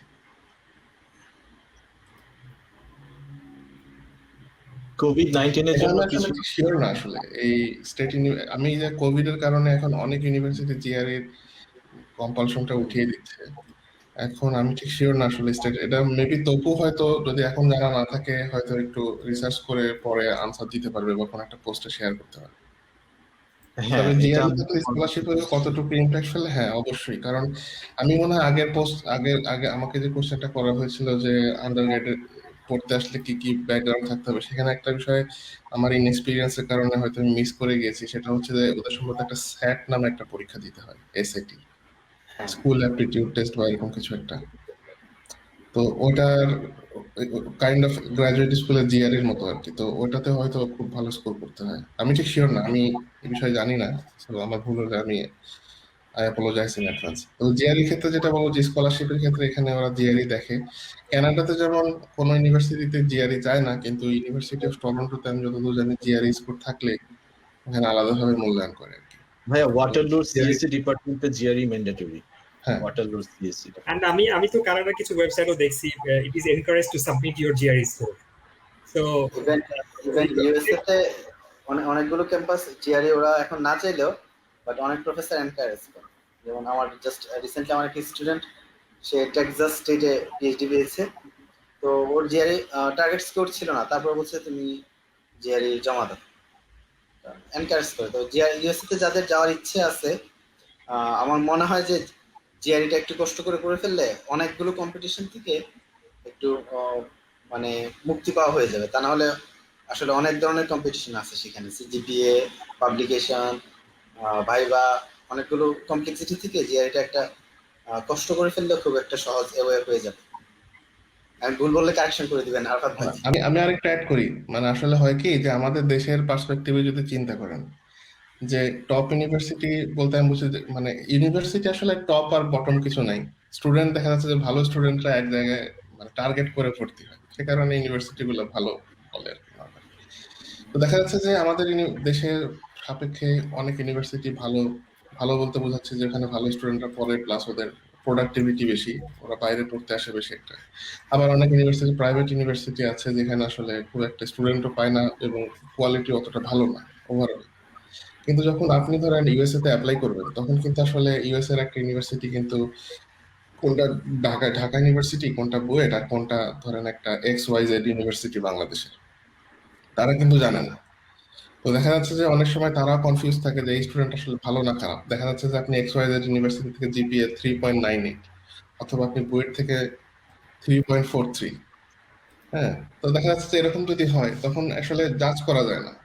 তো সেক্ষেত্রে জিআরইটা একটা ভালো স্কেল হিসেবে কাজ করে, কারণ জিআরইতে আসলে সবাই মানে জিআরইতে যেরকম সেরকম স্কোর করবে মোটামুটি। একটু ধরে নেওয়া যায় যে জিআরই স্কোরটা অনেক সময় প্রিপারেশনের উপরও ডিপেন্ড করে, অনেক সময় ভালো স্টুডেন্টও জিআরই স্কোর খারাপ করে।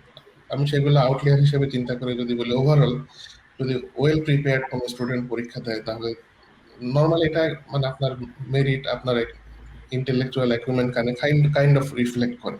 সেক্ষেত্রে যদি আপনার জিআরই দেয়া থাকে বা জিআরই দেওয়ার মতো প্রিপারেশন থাকে, আমার মনে হয় দিয়ে দেওয়া ভালো, ইভেন ইফ ইউনিভার্সিটি আপনার কাছে হয়তো চাচ্ছে না। তাতে করে কি হবে, ধরেন আপনি 100 জন স্টুডেন্ট অ্যাপ্লাই করেছে, তাদের ভিতরে দেখা গেল 80 জনের জিআরই দেওয়া আছে, যদিও এটা ম্যান্ডেটরি। তো দেখা যাচ্ছে ইউনিভার্সিটি তখন চিন্তা করবে যে ওকে, আমি 20 জনের ব্যাপারে শিওর না তারা কেমন, বাট এই 80 জনের জিআরই স্কোর আছে, আই ক্যান কম্পেয়ার। দেখা গেল আপনি এখানে স্ক্রিন আউট হয়ে যাচ্ছেন, হয়তো অন্য কোনো কারণ আপনাকে ইমেল যখন আপনাকে ডিসিশন জানাবে হয়তো এটা উল্লেখ করবে না, বলবে যে এখানে ইট ওয়াজ এ ফিয়ার্স কম্পিটিশন, মন খারাপ করো না, এখানে অনেক কম্পিটিশনের ভিতরে আসলে আমরা বেস্টকে চুজ করেছি। কিন্তু আসলে হয়তো জিআরইটা একটা ফ্যাক্টর ছিল, ওটা আমি ওখানে আপনাকে ব্যাখ্যা করছি না। তো যদি আপনার প্রিপারেশন থাকে, দেওয়ার মতো সক্ষমতা থাকে, দিয়ে ফেলেন। ইভেন ইফ ইউনিভার্সিটি চাচ্ছে না, ব্যাপার না, আপনি উল্লেখ করবেন আমি জিআরই দিয়েছি, এটা আমার স্কোর। এটা আপনার একটা ব্যাকআপ সাপোর্ট আর কি। ঝড় আসলে ছোট গাছকে আমরা বাঁশ দিয়ে ই করে রাখি, সাপোর্ট দিয়ে রাখি, না দিলেও সমস্যা নেই হয়তো, কিন্তু দিয়ে রাখলে এটা একটা ভালো, আপনি একটু মানে এটা একটা ইসের ব্যাপার, মেন্টাল প্রশস্তির ব্যাপার। আপনি ইসে থাকবে যে জিআরই দিয়েছি, স্কোর দিয়েছি, ইভেন ইফ তারা চায়নি, আমি আসলে আশা করতে পারি যে আমার অ্যাপ্লিকেশনটা ফেয়ারলি জাজ হবে, বা অ্যাটলিস্ট কম্পিটিশনে গিয়ে দাঁড়াতে পারবে, এটাই। তার পরবর্তী প্রশ্নটা ইমতিয়াজ আহমেদ তুহিনের, sir please mention some scopes of research for the business background students. আচ্ছা, এই প্রশ্নটার উত্তর আমি দিয়ে দিচ্ছি। তুহিন, তুমি যখন বিজনেস ব্যাকগ্রাউন্ড সম্পর্কে, স্কলারশিপ সম্পর্কে আলোচনা করতে চাও, তখন তোমার একটাই বিষয় আসবে, আইদার জিম্যাট অর জিআরই। পৃথিবীতে এমন কোনো ভালো বিজনেস স্কুল নেই যেখানে এই দুটো ম্যান্ডেটরি না, যে কোনো একটা দিলেই হবে, আইদার জিম্যাট অথবা জিআরই। আজকাল জিআরইও অ্যাকসেপ্ট হয় জিম্যাটের জায়গায়। তুমি মাস্টার্সে চাও অথবা পিএইচডির জন্য চাও, ডেফিনেটলি তোমাকে বিজনেস স্কুল হলেই তোমার এই দুটোর মধ্যে যে কোনো একটা দিয়েই তোমাকে স্কলারশিপের ব্যবস্থা করে নিতে হবে। আর বিজনেস ব্যাকগ্রাউন্ডের জন্য আসলে দু ধরনের মাস্টার্স আছে, একটা হচ্ছে প্রফেশনাল এমবিএ, যেটা ওটার জন্য সাধারণত ওয়ার্ক এক্সপিরিয়েন্স ম্যান্ডেটরি। আর তুমি যদি নর্মাল রিসার্চ মাস্টার্সের দিকে যাও, সেক্ষেত্রে এক্সপিরিয়েন্সটা দরকার নেই, বাট পাবলিকেশন থাকলে ভালো, না থাকলেও তোমার ওই জিম্যাট বা জিআরই স্কোর দিয়ে তুমি ভালো স্কলারশিপ পেতে পারবে। মোস্ট অফ দ্য ইউরোপের কান্ট্রিগুলোতে এই ধরনের নর্ম, কানাডাতেও মোটামুটি এই ধরনের নর্ম, আর ইউএসএ তেও একই নর্ম, যে দুটো, আইদার এমবিএ যেটা প্রফেশনাল ওয়ার্ক এক্সপিরিয়েন্স ম্যান্ডেটরি, অথবা তোমার রিসার্চ মাস্টার্স, যেখানে তোমার ওয়ার্ক এক্সপিরিয়েন্সটা অতটা ম্যান্ডেটরি না। তো এই হচ্ছে কি একটা ওভারঅল বিগ পিকচার আর কি। আর ইন্টারনাল ছোট ছোট ডিটেলস, এটা ভার্সিটি টু ভার্সিটি এটা আসলে ডিপেন্ড করে বা ভ্যারি করে। তো আমরা আসলে অনুষ্ঠানের শেষ প্রান্তে চলে এসেছি। এখনো 126 জন 130 জন মানুষ দেখছে, এখনো তাদের উৎসাহ কমতি নাই, অনেকগুলো প্রশ্ন জমা হয়ে আছে। আপনারা তিনজন আমাদের যারা দেখছেন তাদের যে যে প্রশ্ন আছে, আপনারা যাদের এখন উত্তর পাননি, আপনারা চাইলে আপনাদের ভাইয়া আপনাদের তিনজনের যদি কোনো সমস্যা না থাকে, আপনারা হয়তো বা দর্শকরা কেউ আপনাদেরকে ইনবক্সে অ্যাপ্রোচ করতে পারে। সেক্ষেত্রে আপনারা যদি ফ্রি থাকেন, আপনারা সবাই ব্যস্ত মানুষ আমি জানি, সেক্ষেত্রে আপনাদের উপর ডিপেন্ড করে, আপনারা যদি চান তাদেরকে একটু সাহায্যের হাত বাড়িয়ে দেবেন, এই এতটুকু প্রত্যাশা আমরা করি। আর সবাই ভালো থাকবেন। আমরা আজকে এখানেই বিদায় নিচ্ছি। স্কলারশিপ স্কুল বিডির পক্ষ থেকে আমরা তিনজন ভাইয়াকেই আন্তরিকভাবে ধন্যবাদ জানাচ্ছি 1.5 ঘন্টা সময় আমাদের সাথে ব্যয় করার জন্য, এতটা কথা বলার জন্য, এতটা উপদেশ দেওয়ার জন্য। তো আমরা এখানেই বিদায় নিচ্ছি, সবাই ভালো থাকবেন, আল্লাহ হাফেজ।